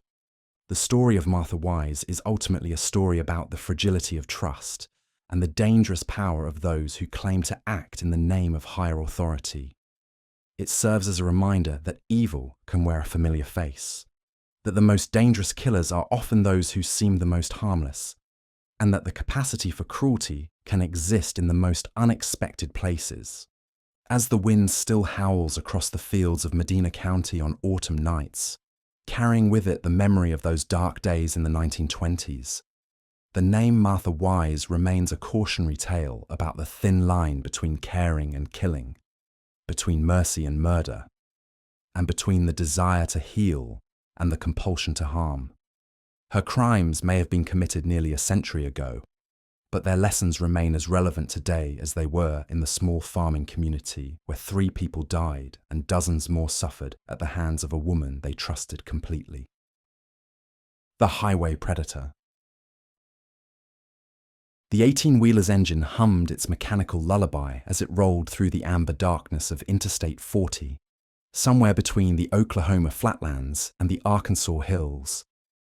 Inside the cab, the CB radio crackled with the late-night chatter of long-haul truckers, complaints about way stations, weather reports, and the eternal search for decent coffee. But in the sleeper compartment behind the driver's seat, a different kind of conversation was taking place, one that would never be heard on any radio frequency. It was April 1st, 1990, and what Arizona State Trooper Mike Miller discovered when he approached that idling Peterbilt would shatter his understanding of evil and launch one of the most disturbing serial killer investigations in American history. The trucker behind the wheel seemed ordinary enough, middle-aged, balding, with the weathered look of a man who'd spent decades on America's highways. But when Miller peered into the back of the cab, he found a teenage girl, naked and chained, her body bearing the unmistakable marks of prolonged torture. The girl was Regina K. Walters, 14 years old, who had vanished from her Pasadena, Texas home with her boyfriend Ricky Lee Jones 6 months earlier. What Miller couldn't have known in that moment was that he had just arrested one of America's most prolific serial killers, a man who had transformed his truck into a mobile torture chamber and used the vast network of American highways as his hunting ground for over a decade. Robert Ben Rhodes was 51 years old when his reign of terror finally ended, but his journey to becoming the truck stop killer had begun decades earlier in the small Iowa town of Council Bluffs. Born on November 22, 1945, Rhodes grew up in what appeared to be a typical middle-class family. His father worked as a construction worker, his mother as a homemaker. But beneath the veneer of normalcy, troubling patterns were already emerging in young Robert's behavior. School records from the 1950s and early 1960s paint a picture of a boy who struggled with authority and displayed an unusual fascination with control and dominance. Teachers noted his tendency to bully smaller children, his habit of torturing insects and small animals, and his disturbing drawings that depicted violent scenes. By his early teens, Rhodes had already begun experimenting with bondage and torture, practices that would eventually evolve into his signature methods of killing. After graduating high school in 1963, Rhodes briefly attended college before dropping out to join the Marines. His military service would prove to be another chapter in his escalating pattern of violence and control. Fellow Marines later recalled his obsession with martial arts and weapons, his collection of pornographic materials featuring bondage and sadism, and his increasingly erratic behavior. He was discharged from the Marines in 1968 under circumstances that remain partially classified, though military records suggest disciplinary issues related to inappropriate conduct. Upon returning to civilian life, Rhodes married his first wife, but the marriage was marked by domestic violence and his increasingly deviant sexual behavior. Court records from their 1971 divorce reveal allegations of physical abuse, sexual assault, and what his wife described as torture games that she was forced to participate in. The divorce was finalized with a restraining order, but it would be far from the last time Rhodes would terrorize a woman. It was during the 1970s that Rhodes discovered his true calling: long-haul trucking. The profession offered him everything he needed for his dark fantasies: mobility, anonymity, and access to vulnerable victims. The interstate highway system had created a vast network of truck stops, rest areas, and isolated stretches of road where predators could hunt without fear of detection. For Rhodes, it was the perfect hunting ground. His early years as a trucker established the patterns that would define his killing spree. He gravitated toward routes that took him through areas with high concentrations of runaways, hitchhikers, and sex workers. People whose disappearances were less likely to trigger intensive investigations. He studied the habits of potential victims, learning where they gathered, when they were most vulnerable, and how to approach them without raising suspicion. The modification of his truck began gradually. What started as a simple sleeper cab was slowly transformed into what FBI profilers would later describe as a mobile torture chamber. Hidden compartments held restraints, torture devices, and an extensive collection of pornographic materials. The walls were soundproofed, and special locks were installed to prevent escape. Most disturbing of all was his collection of photographs, hundreds of Polaroid images documenting his crimes in graphic detail. By the early 1980s, Rhodes had perfected his methods. He would target vulnerable women, often runaways or hitchhikers, offering them rides or assistance. Once they were in his truck, they became prisoners in a nightmare that could last for weeks or even months. The photographs found in his possession revealed the systematic nature of his torture, documenting the gradual degradation and eventual murder of his victims. The FBI would later estimate that Rhodes may have killed as many as 50 people during his active period from 1975 to 1990, though the true number may never be known. His victims were often transients whose disappearances went unreported or uninvestigated.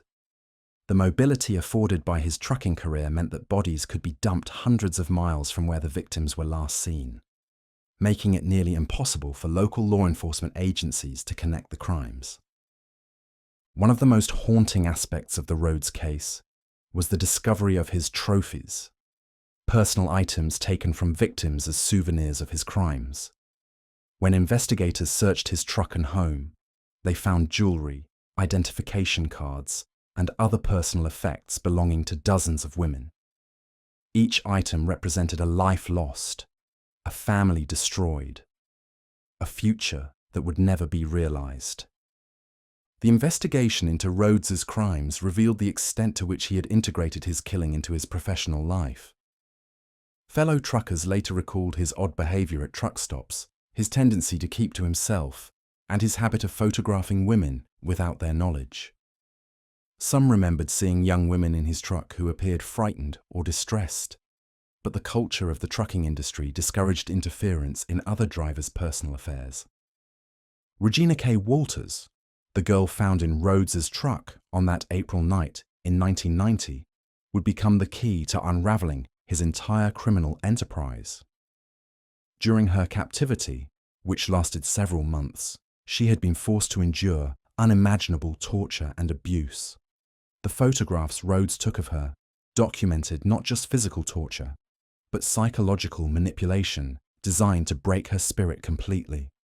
The investigation that followed Rhodes's arrest was one of the largest serial killer investigations in FBI history. Task forces were established in multiple states, and investigators worked tirelessly to identify victims and connect Rhodes to unsolved murders across the country. The sheer volume of evidence, thousands of photographs, personal effects, and detailed logs of his trucking routes created a massive puzzle that would take years to fully assemble. One of the most significant breakthroughs came from the FBI's analysis of Rhodes's trucking logs and the corresponding locations where bodies had been discovered. Using sophisticated computer modeling and geographic profiling techniques, investigators were able to establish patterns that linked Rhodes to dozens of unsolved murders across multiple states. The analysis revealed the true scope of his crimes and the methodical nature of his killing spree. The case also highlighted the vulnerability of America's transient population. Many of Rhodes's victims were runaways, sex workers, or hitchhikers, people who existed on the margins of society and whose disappearances often went unnoticed. The investigation revealed systemic failures in how law enforcement handled missing persons cases involving these vulnerable populations, leading to significant changes in protocols and procedures.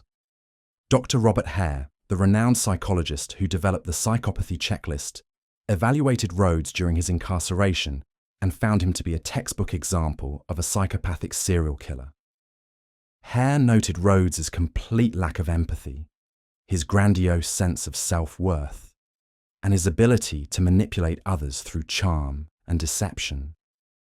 The psychological profile painted a picture of a man who viewed other human beings as objects to be used for his pleasure and then discarded.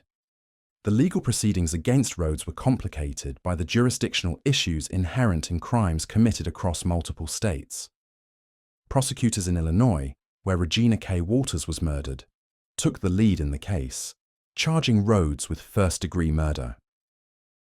The trial, which began in 1994, presented some of the most disturbing evidence ever seen in an American courtroom. The prosecution's case relied heavily on the photographs found in Rhodes' possession, which documented his crimes in graphic detail. The images showed not just the physical torture inflicted on victims, but also captured their psychological deterioration over time. Expert witnesses testified about the methodical nature of the torture, the sophisticated restraint systems used, and the psychological techniques employed to break down victims' resistance. Defense attorneys faced an impossible task in trying to create reasonable doubt about their client's guilt. The evidence against Rhodes was overwhelming. Photographs, physical evidence, victim testimony, and his own detailed records of his crimes. Instead, they focused on trying to spare him from the death penalty by arguing for mental illness and childhood trauma as mitigating factors. The trial revealed additional disturbing details about Rhodes's methods and victims. Witnesses testified about encounters with Rhodes at truck stops, describing his predatory behavior and his ability to identify vulnerable targets. Former wives and associates described his escalating violence and his obsession with torture and control. On February 27, 1994, Robert Ben Rhodes was convicted of first-degree murder in the death of Regina K. Walters. He was sentenced to life in prison without the possibility of parole. However, this conviction represented only a fraction of his actual crimes. Investigators continue to link him to additional murders, and he remains a suspect in dozens of unsolved cases across the country. The Rhodes case had far-reaching implications for law enforcement and the trucking industry. The FBI established new protocols for investigating crimes involving commercial vehicles, including enhanced information sharing between jurisdictions and improved tracking of commercial vehicle movements. The trucking industry also implemented new safety measures, including enhanced background checks for drivers and improved reporting systems for suspicious activity. Perhaps most significantly, the case highlighted the vulnerability of America's transient population and the need for better protection of marginalized individuals. Advocacy groups used the Rhodes case to push for improved resources for runaway youth, better support services for sex workers, and enhanced training for law enforcement officers dealing with missing persons cases involving vulnerable populations. The investigation into Rhodes's crimes continues to this day. Cold case investigators regularly review unsolved murders from the 1970s and 1980s, looking for connections to Rhodes's known whereabouts and methods. Advances in DNA analysis have allowed investigators to re-examine evidence from old cases, occasionally leading to new connections and convictions. The true scope of Robert Ben Rhodes's crimes may never be fully known. The transient nature of his victims, the vast geographic area he covered, and the decades-long span of his criminal career created a complex web of violence that investigators are still working to unravel. What is certain is that his case represents one of the most disturbing examples of serial murder in American history, a chilling reminder of the evil that can hide behind the facade of ordinary professions and everyday interactions. The highways that Rhodes once prowled continue to carry millions of travelers each year, most of them unaware of the horrors that once played out in the shadows of America's transportation network. But for the families of his victims, the investigators who worked tirelessly to bring him to justice, and the survivors who lived to tell their stories, the memory of the truck stop killer serves as a permanent reminder of the darkness that can lurk in the most unexpected places. As of 2025, Robert Ben Rhodes, registered in the Texas Department of Criminal Justice as inmate number 021299892, is housed at the Mark W. Michael Unit in Anderson County, Texas. He will not be eligible for parole until October 18, 2235, effectively ensuring he spends the remainder of his life behind bars. At 78 years old, he continues to maintain his innocence in some cases while remaining a suspect in dozens of others. His case file remains active, and investigators continue to receive tips and leads from across the country, each one potentially representing another family's chance for closure and justice. The legacy of the Robert Ben Rhodes case extends far beyond the individual crimes he committed. It serves as a stark reminder of the importance of protecting society's most vulnerable members and the need for constant vigilance against those who would prey upon them.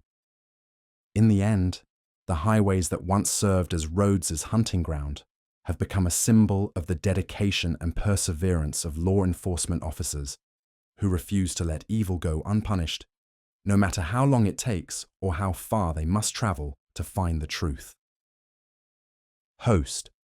From the asphalt ribbons of America's interstate highways, our journey now veers to the lush sugarcane fields of North Sumatra, where whispers of black magic hid a chilling harvest of human lives. The Sorcerer of Medan. The sugarcane fields outside Medan stretched endlessly under the oppressive North Sumatra sun, their emerald stalks swaying in the humid breeze that carried the scent of earth and decay. In the distance, the sprawling industrial city's smokestacks punctured the horizon like jagged teeth, belching smoke into the perpetually hazy sky. It was here, in this liminal space between civilization and wilderness, that Ahmad Suraji had found his calling. Not as the traditional healer he claimed to be, but as something far more sinister. On the morning of April 29, 1997, a group of children playing among the cane rows stumbled upon a sight that would haunt their dreams for decades to come. Protruding from the rich, dark soil were human heads, women's heads, arranged in a grotesque circle with their faces turned toward what the killer believed was the holy city of Mecca. The discovery would unravel one of Indonesia's most horrific serial killing sprees, a reign of terror that had lasted over a decade and claimed at least 42 lives. Ahmad Suraji was born in 1949 in a small village outside Medan, the third largest city in Indonesia and the capital of North Sumatra province. His childhood was marked by poverty and superstition, elements that would later coalesce into a deadly delusion. His father, a minor traditional healer, practiced folk magic and herbal medicine in their modest home, treating ailments that modern medicine couldn't reach or that people couldn't afford to treat properly. Young Ahmad absorbed these rituals with the intensity of a true believer, watching as desperate villagers sought salvation through incantations and mysterious potions. The Indonesia of Suraji's youth was a nation in transition. Under President Suharto's New Order regime, the country was modernizing rapidly, yet traditional beliefs remained deeply embedded in the cultural fabric. Mysticism and Islam coexisted in complex ways, particularly in rural areas where dukun, traditional healers and spiritual practitioners, wielded considerable influence. For many Indonesians, the supernatural world was as real and immediate as the physical one, and the line between healing and black magic was often dangerously thin. As Ahmad grew into adolescence, he began experiencing what he later described as prophetic dreams. In these visions, he claimed, his deceased father appeared to him with specific instructions. He must kill 70 women and drink their saliva to gain immense mystical power.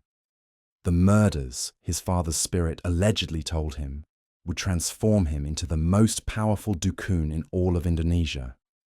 These dreams, which began when Ahmad was in his late teens, would eventually drive him to commit acts of unimaginable brutality. By the 1970s, Ahmad had established himself as a traditional healer in the sprawling suburbs of Medan. His reputation grew through word of mouth, as it often did in communities where formal medical care was expensive and often viewed with suspicion. Patients came to him seeking cures for everything from broken hearts to business failures, and Ahmad's confidence in his abilities seemed to grow with each successful treatment, real or imagined. The transformation from healer to killer began slowly, almost imperceptibly. Ahmad's methods grew increasingly unorthodox, and he began demanding unusual forms of payment from his female clients.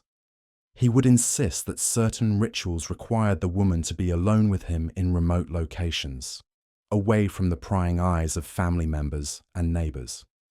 His preferred location was the sugarcane fields that surrounded Medan, vast, labyrinthine expanses where screams would be swallowed by the wind and the dense vegetation.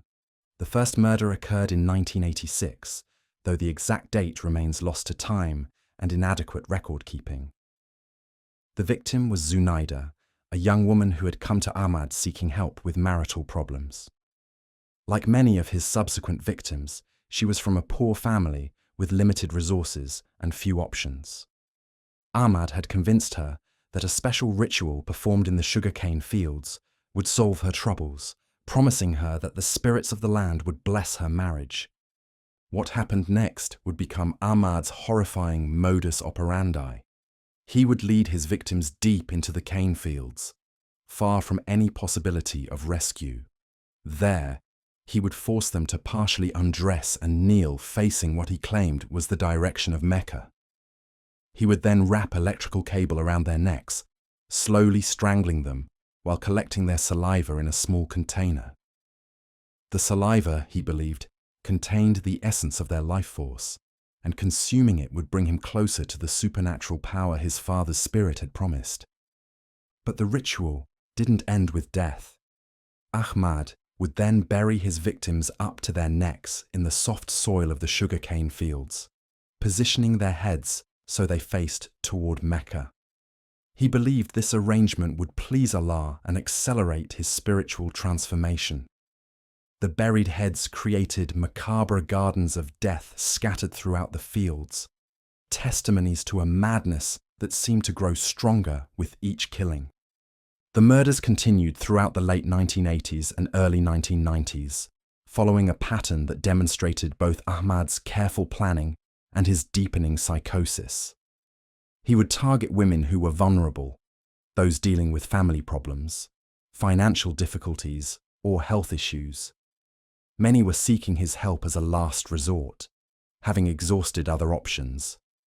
His reputation as a healer provided him with a steady stream of potential victims, and the patriarchal nature of Indonesian society meant that women who visited traditional healers often did so in secret, making their disappearances less immediately noticeable. Ahmad's hunting ground extended beyond the immediate vicinity of Medan. He would travel to neighboring villages and districts, casting a wide net to avoid detection. His method of selecting victims was coldly calculated. He would choose women who were isolated, either socially or geographically, reducing the likelihood that their disappearances would trigger immediate investigations. Many of his victims were divorced, widowed, or estranged from their families, women who existed on the margins of society. As the body count climbed, Ahmad's delusions intensified. He became convinced that he was chosen by divine forces to achieve a level of spiritual power that would make him nearly godlike. He began to see himself not as a murderer, but as a holy man following a sacred path. This psychological framework allowed him to continue killing without apparent remorse, viewing each murder as a step closer to his ultimate transformation. The investigation into the murders was hampered by several factors that were endemic to Indonesian law enforcement in the 1980s and 1990s. Rural police departments were understaffed and under-resourced, lacking the forensic capabilities and investigative expertise needed to track a serial killer. Many of the victims came from poor families with little political influence, meaning their cases didn't receive the attention they deserved. Additionally, the vast geography of North Sumatra and the mobility of the suspect made it difficult to establish connections between the various crime scenes. The breakthrough came in 1997, when Ahmad's own confidence proved to be his downfall. He had grown careless, perhaps believing that his supernatural protection made him invulnerable to earthly justice. When the children discovered the circle of heads in the sugarcane field, police were able to establish a crime scene and begin a systematic investigation. Forensic examination of the burial site revealed evidence that pointed to a single perpetrator with specific ritualistic behaviors. The investigation team, led by Detective Inspector Bambang Sutrisno, began mapping the locations of similar burial sites throughout the region. What they discovered was a network of killing grounds that stretched across multiple districts, each containing the carefully arranged remains of young women. The ritualistic nature of the murders, the specific positioning of the bodies, the method of strangulation, and the collection of saliva suggested a killer with deep psychological pathology combined with cultural and religious delusions. As police began interviewing families of missing women, a pattern emerged. Multiple witnesses remembered their relatives mentioning visits to a traditional healer named Ahmad Suraji. The name appeared in connection with at least a dozen disappearances, providing investigators with their first concrete lead. When they located Ahmad's home on the outskirts of Medan, they found a man who seemed almost eager to confess his crimes. The confession, delivered over several days in May 1997, revealed the full scope of Ahmad's killing spree. He described in chilling detail how he had murdered 42 women over 11 years, drinking their saliva and arranging their bodies according to his supernatural beliefs. He spoke of his crimes with a mixture of pride and religious fervor, explaining how each murder had brought him closer to the divine power his father's spirit had promised him. Ahmad's confession also revealed the extent to which his family had been complicit in his crimes. His 3 wives, Tumini, Ismorni, and Ina, had all participated in luring victims to remote locations. They would often approach vulnerable women in markets or community gatherings, offering to connect them with Ahmad's healing services. The wives would then arrange meetings in isolated locations, making it easier for Ahmad to carry out his rituals without interruption. The psychological profile that emerged from Ahmad's statements and behavior suggested a man caught between traditional beliefs and modern pathology. His crimes were deeply rooted in Indonesian mystical traditions, yet the systematic nature of his killing spree reflected a more contemporary understanding of serial murder. He combined elements of traditional healing practices with sadistic violence, creating a unique form of ritualistic killing that was both culturally specific and universally horrifying. The forensic evidence supported Ahmad's confessions in graphic detail. The burial sites contained the remains of women ranging in age from 11 to 30, most showing signs of strangulation consistent with the electrical cable method Ahmad described. The careful positioning of the bodies, all facing toward Mecca, demonstrated the killer's adherence to his ritualistic beliefs. Perhaps most disturbing was the discovery of containers in Ahmad's home that contained what appeared to be saliva mixed with various herbs and traditional medicines.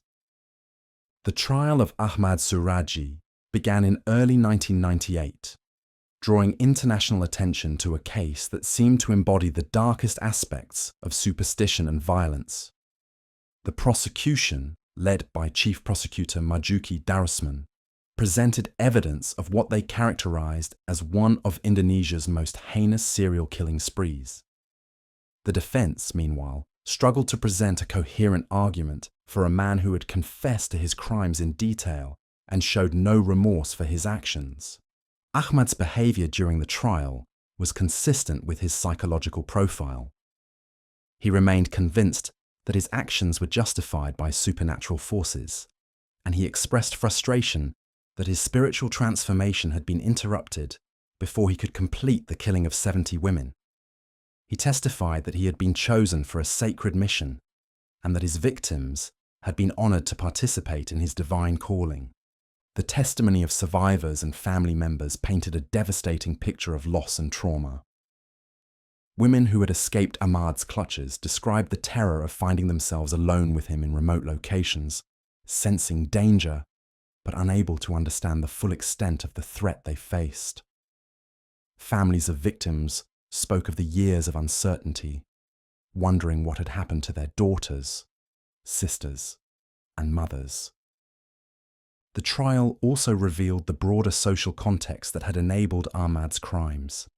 The stigma surrounding traditional healing practices meant that many victims had sought Ahmad's help in secret, making their disappearances less likely to trigger immediate investigations. The marginalized status of many victims, poor women dealing with personal problems, meant that their cases didn't receive the attention they deserved from law enforcement and the media. On August 27, 1998, Ahmad Suraji was found guilty of multiple counts of premeditated murder and sentenced to death by firing squad. The verdict was met with relief by the victims' families and the broader Indonesian public, who had been horrified by the details of the case. However, the legal process was far from over. Ahmad's case would wind through the Indonesian appeal system for several years, as his lawyers argued that his mental state at the time of the crimes should be considered a mitigating factor. The psychological evaluation of Ahmad Suraji became a matter of significant debate among Indonesian legal and medical professionals. Some experts argued that his deep belief in supernatural forces and his adherence to traditional mystical practices suggested a form of cultural psychosis that was different from Western concepts of mental illness. Others contended that his systematic approach to killing and his ability to maintain his facade as a healer demonstrated a clear understanding of right and wrong, making him fully responsible for his crimes. Ahmad's 3 wives were also tried and convicted for their roles in the murders. Tumani, Ismoni, and Aina each received prison sentences ranging from 15 to 21 years for their participation in luring victims and assisting with the disposal of bodies. Their convictions highlighted the complex web of complicity that had enabled Ahmad's killing spree, demonstrating how traditional gender roles and cultural practices could be manipulated to facilitate violence. The case had a profound impact on Indonesian society, sparking debates about the role of traditional healing practices and the need for better protection of vulnerable women. It also highlighted the challenges faced by law enforcement in addressing crimes that were rooted in cultural and religious beliefs, particularly in a diverse nation where traditional practices varied significantly between regions and communities. For the families of Ahmad's victims, the conviction provided some measure of justice, but it could not restore what had been lost. Many of the women he killed were young mothers, daughters, and wives whose deaths left lasting scars on their communities. The case served as a stark reminder of the vulnerability of women in patriarchal societies, particularly those who were poor, isolated, or dealing with personal crises. The sugarcane fields where Ahmad committed his crimes became a site of pilgrimage for some and a place of horror for others. Local authorities eventually cleared the burial sites and attempted to return the land to agricultural use, but the psychological impact of the discoveries lingered. The case had transformed the landscape itself into a crime scene, creating a geography of trauma that would be difficult to erase. Ahmad Suraji was executed by firing squad on July 10, 2008, nearly a decade after his conviction. His death brought an end to one of Indonesia's most notorious criminal cases, but the questions raised by his crimes continue to resonate. The case highlighted the complex intersection of traditional beliefs, mental illness, and criminal behavior, challenging simplistic explanations for serial murder and forcing Indonesian society to confront uncomfortable truths about vulnerability and violence. The legacy of Ahmad Suraji's crimes extends beyond the immediate tragedy of his victims' deaths. The case became a watershed moment in Indonesian criminal justice, leading to improved coordination between regional police departments and better resources for investigating serial crimes. It also sparked important conversations about the protection of vulnerable populations and the need for communities to be vigilant about the potential for abuse within traditional healing practices. In the end, the story of Ahmad Suraji serves as a chilling reminder of how cultural beliefs can be twisted into justifications for unspeakable violence. His crimes were not simply the product of mental illness or supernatural delusion, but rather the result of a complex interaction between individual pathology, cultural context, and social vulnerability. The 42 women he killed were not just statistics in a criminal case, but real people with hopes, dreams, and families who loved them. Their deaths stand as a testament to the need for vigilance, compassion, and justice in protecting the most vulnerable members of society. The sugarcane fields outside Medan continue to sway in the humid breeze, their emerald stalks reaching toward the sky. But for those who remember the horrors that unfolded there, the landscape will never be the same. The case of Ahmad Suraji remains a dark chapter in Indonesian criminal history, a reminder that evil can take many forms, and that the most dangerous predators are often those who hide behind facades of respectability and spiritual authority. The angel of death's mercy.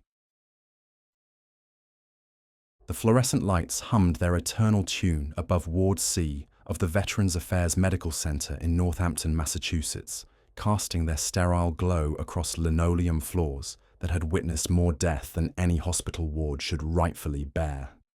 It was February 17th, 1996, and the night shift was settling into its familiar rhythm when the code blue alarm shattered the quiet like a gunshot in a cathedral. Room 218. Stanley Jagodowski, a 66-year-old Korean War veteran, had been stable just hours before. Now his heart raced at 200 beats per minute, his body convulsing as medical staff rushed to save a life that seemed determined to slip away. At the center of the chaos stood Kristen Gilbert, a 28-year-old registered nurse whose auburn hair caught the harsh lighting as she worked with practiced efficiency over the dying man's body. To her colleagues, Gilbert appeared as she always did during these emergencies, competent, calm, almost eerily composed, as death stalked the corridors of Ward C. What they couldn't see was the dark satisfaction that flickered behind her brown eyes, or the terrible knowledge that the very hands now working to save Stanley Jagodowski had just hours earlier delivered the poison that was killing him. The syringe had contained epinephrine, adrenaline in its purest, most concentrated form. In the right dosage, it could restart a failing heart. In the wrong hands, it became a weapon more subtle than any blade, more silent than any gun. And Kristen Gilbert had learned to wield it with the precision of a surgeon and the conscience of a sociopath. Stanley Jagodowski died at 11:47 p.m., his heart finally surrendering to the chemical assault that had begun when Gilbert injected the lethal dose of epinephrine into his intravenous line during her evening medication rounds. His death certificate would list cardiac arrest as the cause, another unfortunate casualty in a ward that had seen too many. But Jagodowski wasn't just another statistic. He was the culmination of a killing spree that had been building for months, orchestrated by a woman whose hunger for attention and control had transformed her into one of America's most chilling healthcare serial killers. The path that led Kristen Gilbert to become the Angel of Death began long before she ever set foot in the Veterans Affairs Medical Center. Born Kristen Heather Strickland on November 13th, 1967, in Fall River, Massachusetts, she grew up in a middle-class family that, from the outside, appeared perfectly ordinary.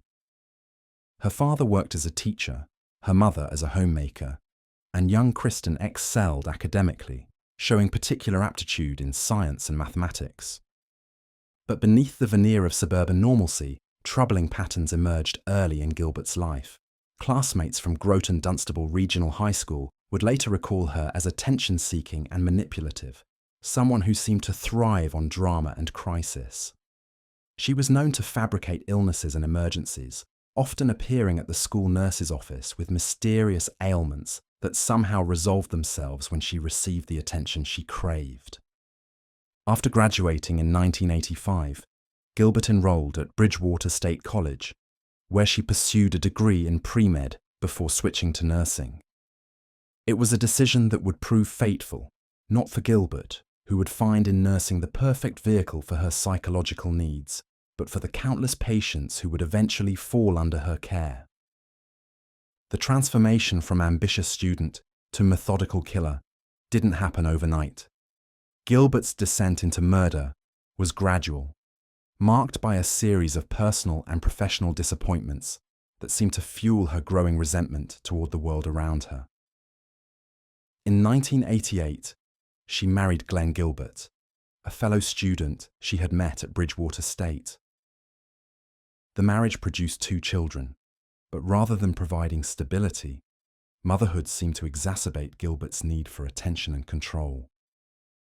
By 1994, Gilbert had completed her nursing degree and secured a position at the Veterans Affairs Medical Center in Northampton. The VA hospital, with its aging population of vulnerable veterans, provided the perfect hunting ground for someone with Gilbert's particular pathology. Here, among men who had served their country with honor, she would begin her campaign of terror. The first victim was Henry Houdon, an 80-year-old World War II veteran who had been admitted to Ward C for routine treatment of a stomach ailment. On March 31st, 1995, Houdon was found in cardiac arrest during Gilbert's shift. Despite efforts to revive him, he died within hours. The death was attributed to natural causes. After all, Houdon was elderly and had underlying health conditions. No one suspected that his final moments had been orchestrated by the very nurse who had fought so valiantly to save him. But for Gilbert, Houdon's death was more than just murder. It was revelation. She discovered that she possessed an almost godlike power over life and death, and equally important, that her colleagues viewed her as a hero during medical emergencies.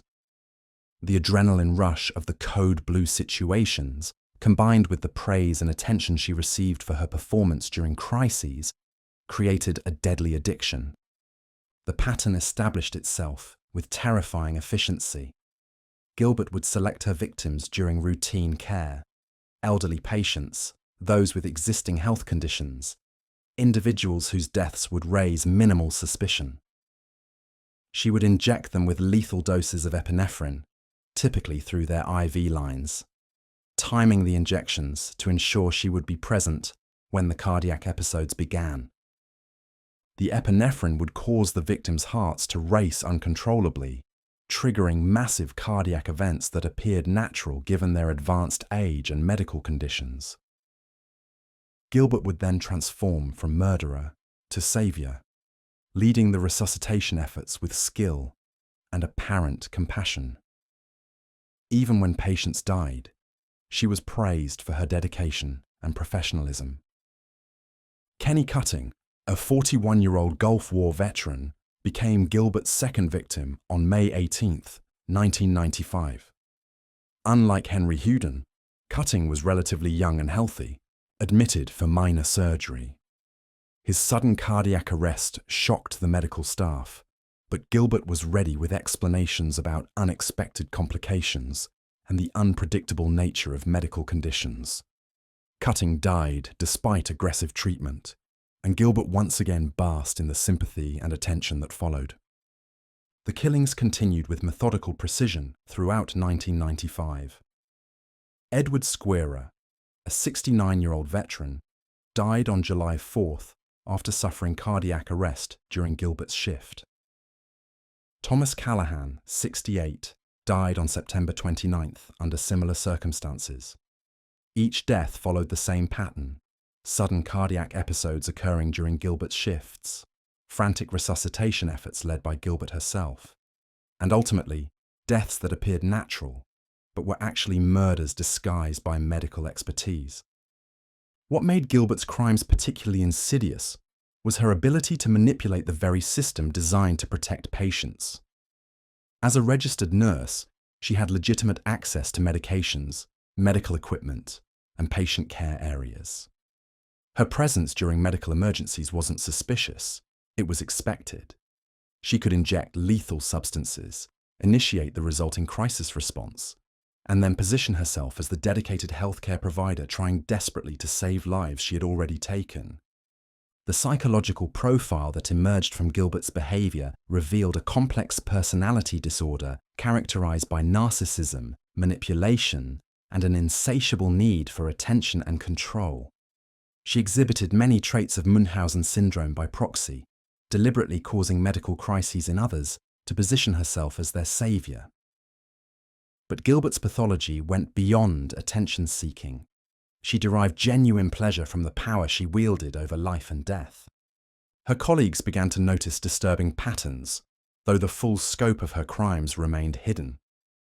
Ward C experienced an unusual number of cardiac emergencies during Gilbert's shifts, and several nurses noted her tendency to be present whenever medical crises occurred. Some began to suspect that Gilbert actually sought out emergency situations, arriving at code blue scenes with suspicious speed and enthusiasm. Dr. Michael Baden, the renowned forensic pathologist who would later testify in Gilbert's trial, observed that healthcare serial killers like Gilbert represent a particularly dangerous type of criminal.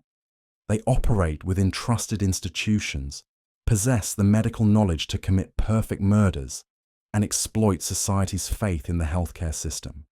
Their victims are often the most vulnerable members of society: the elderly, the sick, those dependent on medical care for survival.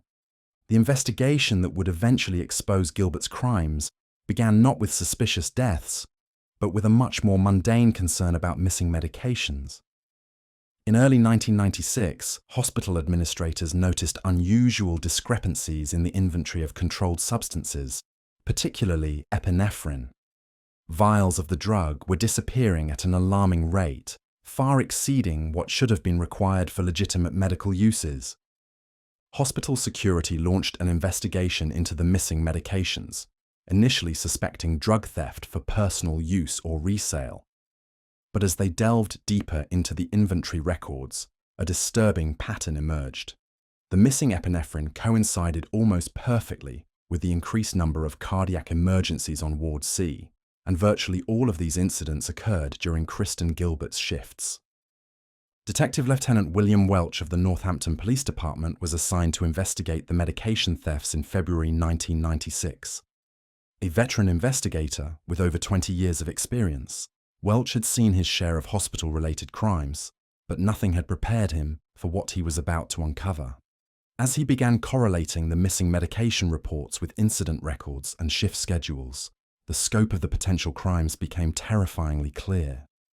Welch's investigation revealed that Ward C had experienced an unprecedented spike in cardiac emergencies beginning in early 1995, coinciding exactly with Gilbert's assignment to the unit. In the year before Gilbert's arrival, the ward had averaged fewer than one cardiac emergency per month. During her tenure, that number skyrocketed to several per month, with the vast majority occurring during her shifts. The statistical anomaly was so pronounced that it defied medical explanation. Even accounting for variations in patient acuity and seasonal fluctuations, the correlation between Gilbert's presence and cardiac emergencies was mathematically impossible to dismiss as coincidence. Welch realized he wasn't investigating simple medication theft. He was potentially dealing with serial murder on an institutional scale. As the investigation intensified, investigators began examining individual cases more closely. They discovered that many of the patients who had suffered cardiac arrests during Gilbert's shifts had shown no prior signs of heart problems. Medical records revealed healthy cardiac function just hours before the fatal episodes, making the sudden cardiac events even more suspicious. The breakthrough came when investigators obtained search warrants for Gilbert's personal belongings and discovered evidence of her systematic planning. Hidden in her home were medical journals and textbooks containing detailed information about epinephrine, and its effects on the human heart.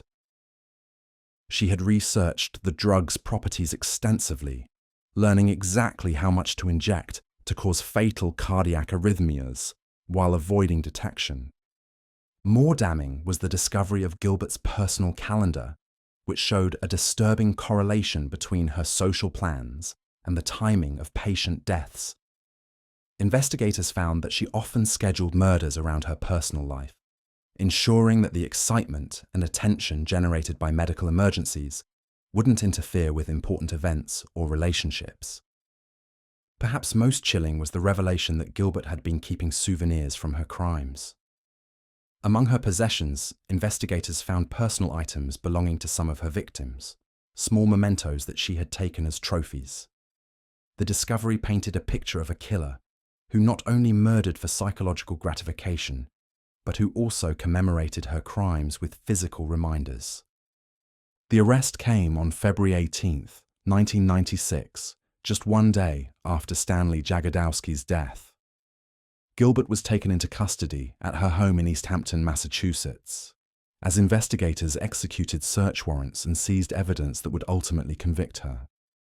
The woman who had once been praised as a dedicated nurse was now facing charges that would make her one of the most notorious healthcare serial killers in American history. The legal proceedings that followed were complex and lengthy, complicated by the medical nature of the crimes and the challenge of proving murder in cases where death appeared natural. Prosecutors had to demonstrate not only that Gilbert had access to the means and opportunity to commit the murders, but also that the victims had indeed been murdered rather than dying from natural causes.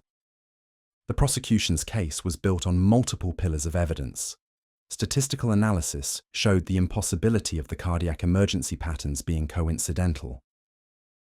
Forensic toxicology, while limited by the delay in investigation, revealed traces of epinephrine in some victims' tissues. Most compelling was the circumstantial evidence: Gilbert's presence at every incident, her access to the murder weapon, and her behavioral patterns that indicated premeditation and planning. The defense attempted to portray Gilbert as a dedicated nurse who had been unfairly targeted due to statistical coincidence and workplace politics. They argued that elderly patients naturally experienced more cardiac events, and that Gilbert's presence during emergencies was simply the result of her conscientiousness and skill. The defense also highlighted Gilbert's personal struggles, including marital problems and financial stress, suggesting that she was being scapegoated for systemic problems within the healthcare system. But the prosecution's case was overwhelming. Witness after witness testified about Gilbert's suspicious behavior, her unusual enthusiasm for medical emergencies, and her presence at virtually every unexplained cardiac event. Expert witnesses explained the physiological effects of epinephrine overdose and demonstrated how the drug could be used to cause fatal cardiac arrhythmias. The trial revealed the full scope of Gilbert's psychological pathology. Psychiatric experts testified about her narcissistic personality disorder and her need for attention and control. They explained how healthcare serial killers often begin with small incidents and gradually escalate to murder, driven by an addiction to the power and attention that medical emergencies provide. Former colleagues testified about Gilbert's behavior during code blue situations, describing how she seemed almost excited by medical crises and how she often positioned herself at the center of resuscitation efforts. Several nurses recalled feeling uncomfortable about Gilbert's presence during emergencies, though they had been unable to articulate their concerns at the time. The families of Gilbert's victims provided heart-wrenching testimony about their loved ones' final days. They spoke of veterans who had survived wars and decades of life, only to be murdered by someone they trusted with their care. Henry Hewden's daughter testified about her father's zest for life and his plans for the future, all cut short by Gilbert's lethal injection. Kenny Cutting's mother described the devastating impact of losing her son, a young veteran who should have had decades of life ahead of him. On March 14, 2001, after deliberating for 4 days, the jury found Kristen Gilbert guilty on 3 counts of first-degree murder and 1 count of second-degree murder. She was also convicted of attempted murder in the case of 2 patients who survived her poisoning attempts. The convictions carried the possibility of the death penalty, making Gilbert one of the few women to face federal capital charges. During the penalty phase of the trial, the prosecution argued that Gilbert's crimes were particularly heinous because they violated the fundamental trust between patients and healthcare providers.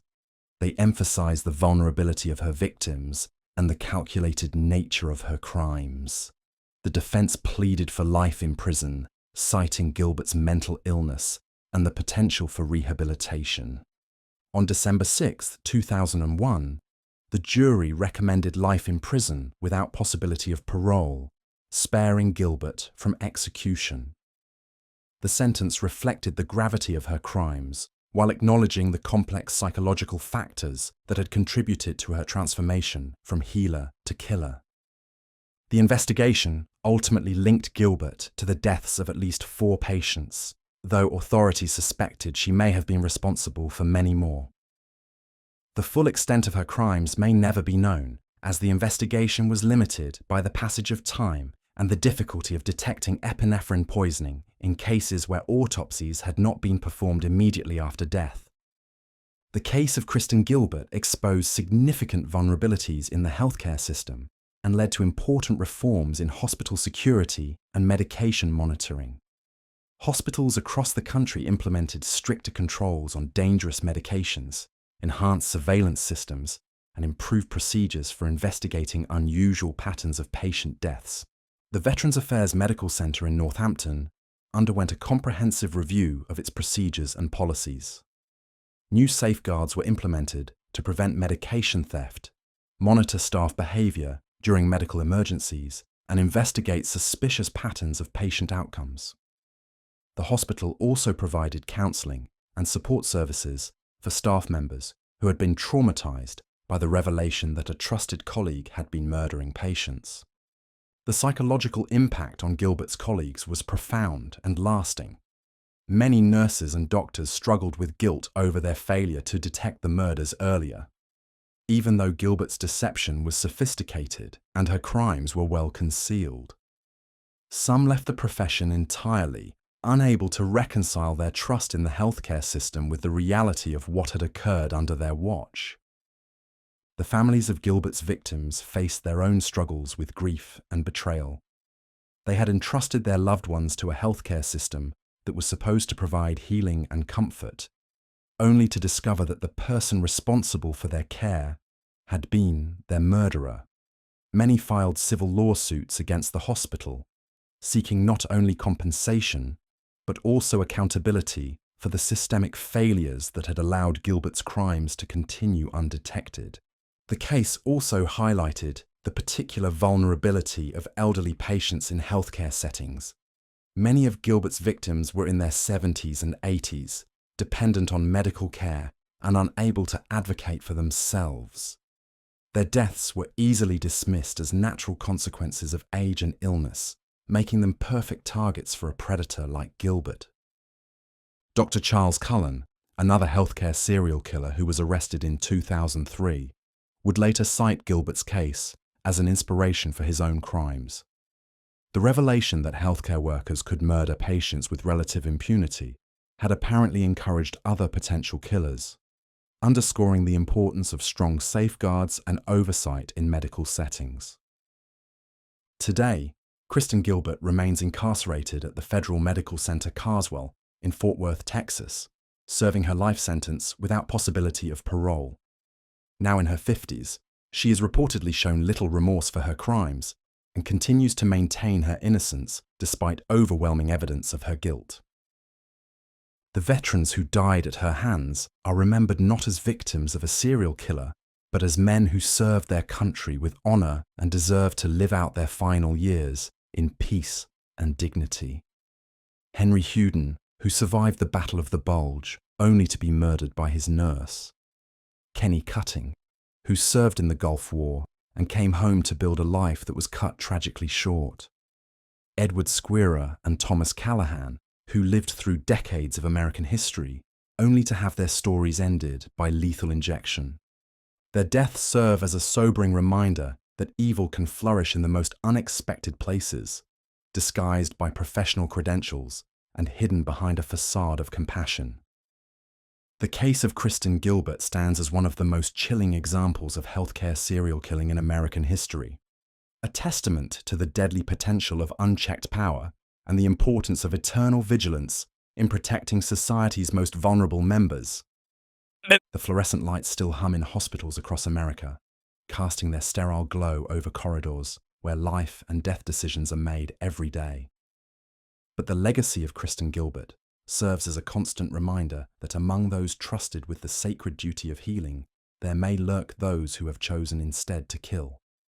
Her story remains a dark chapter in the annals of American crime, a cautionary tale about the thin line between healing and harm and the terrible consequences when that line is crossed by someone sworn to do no harm.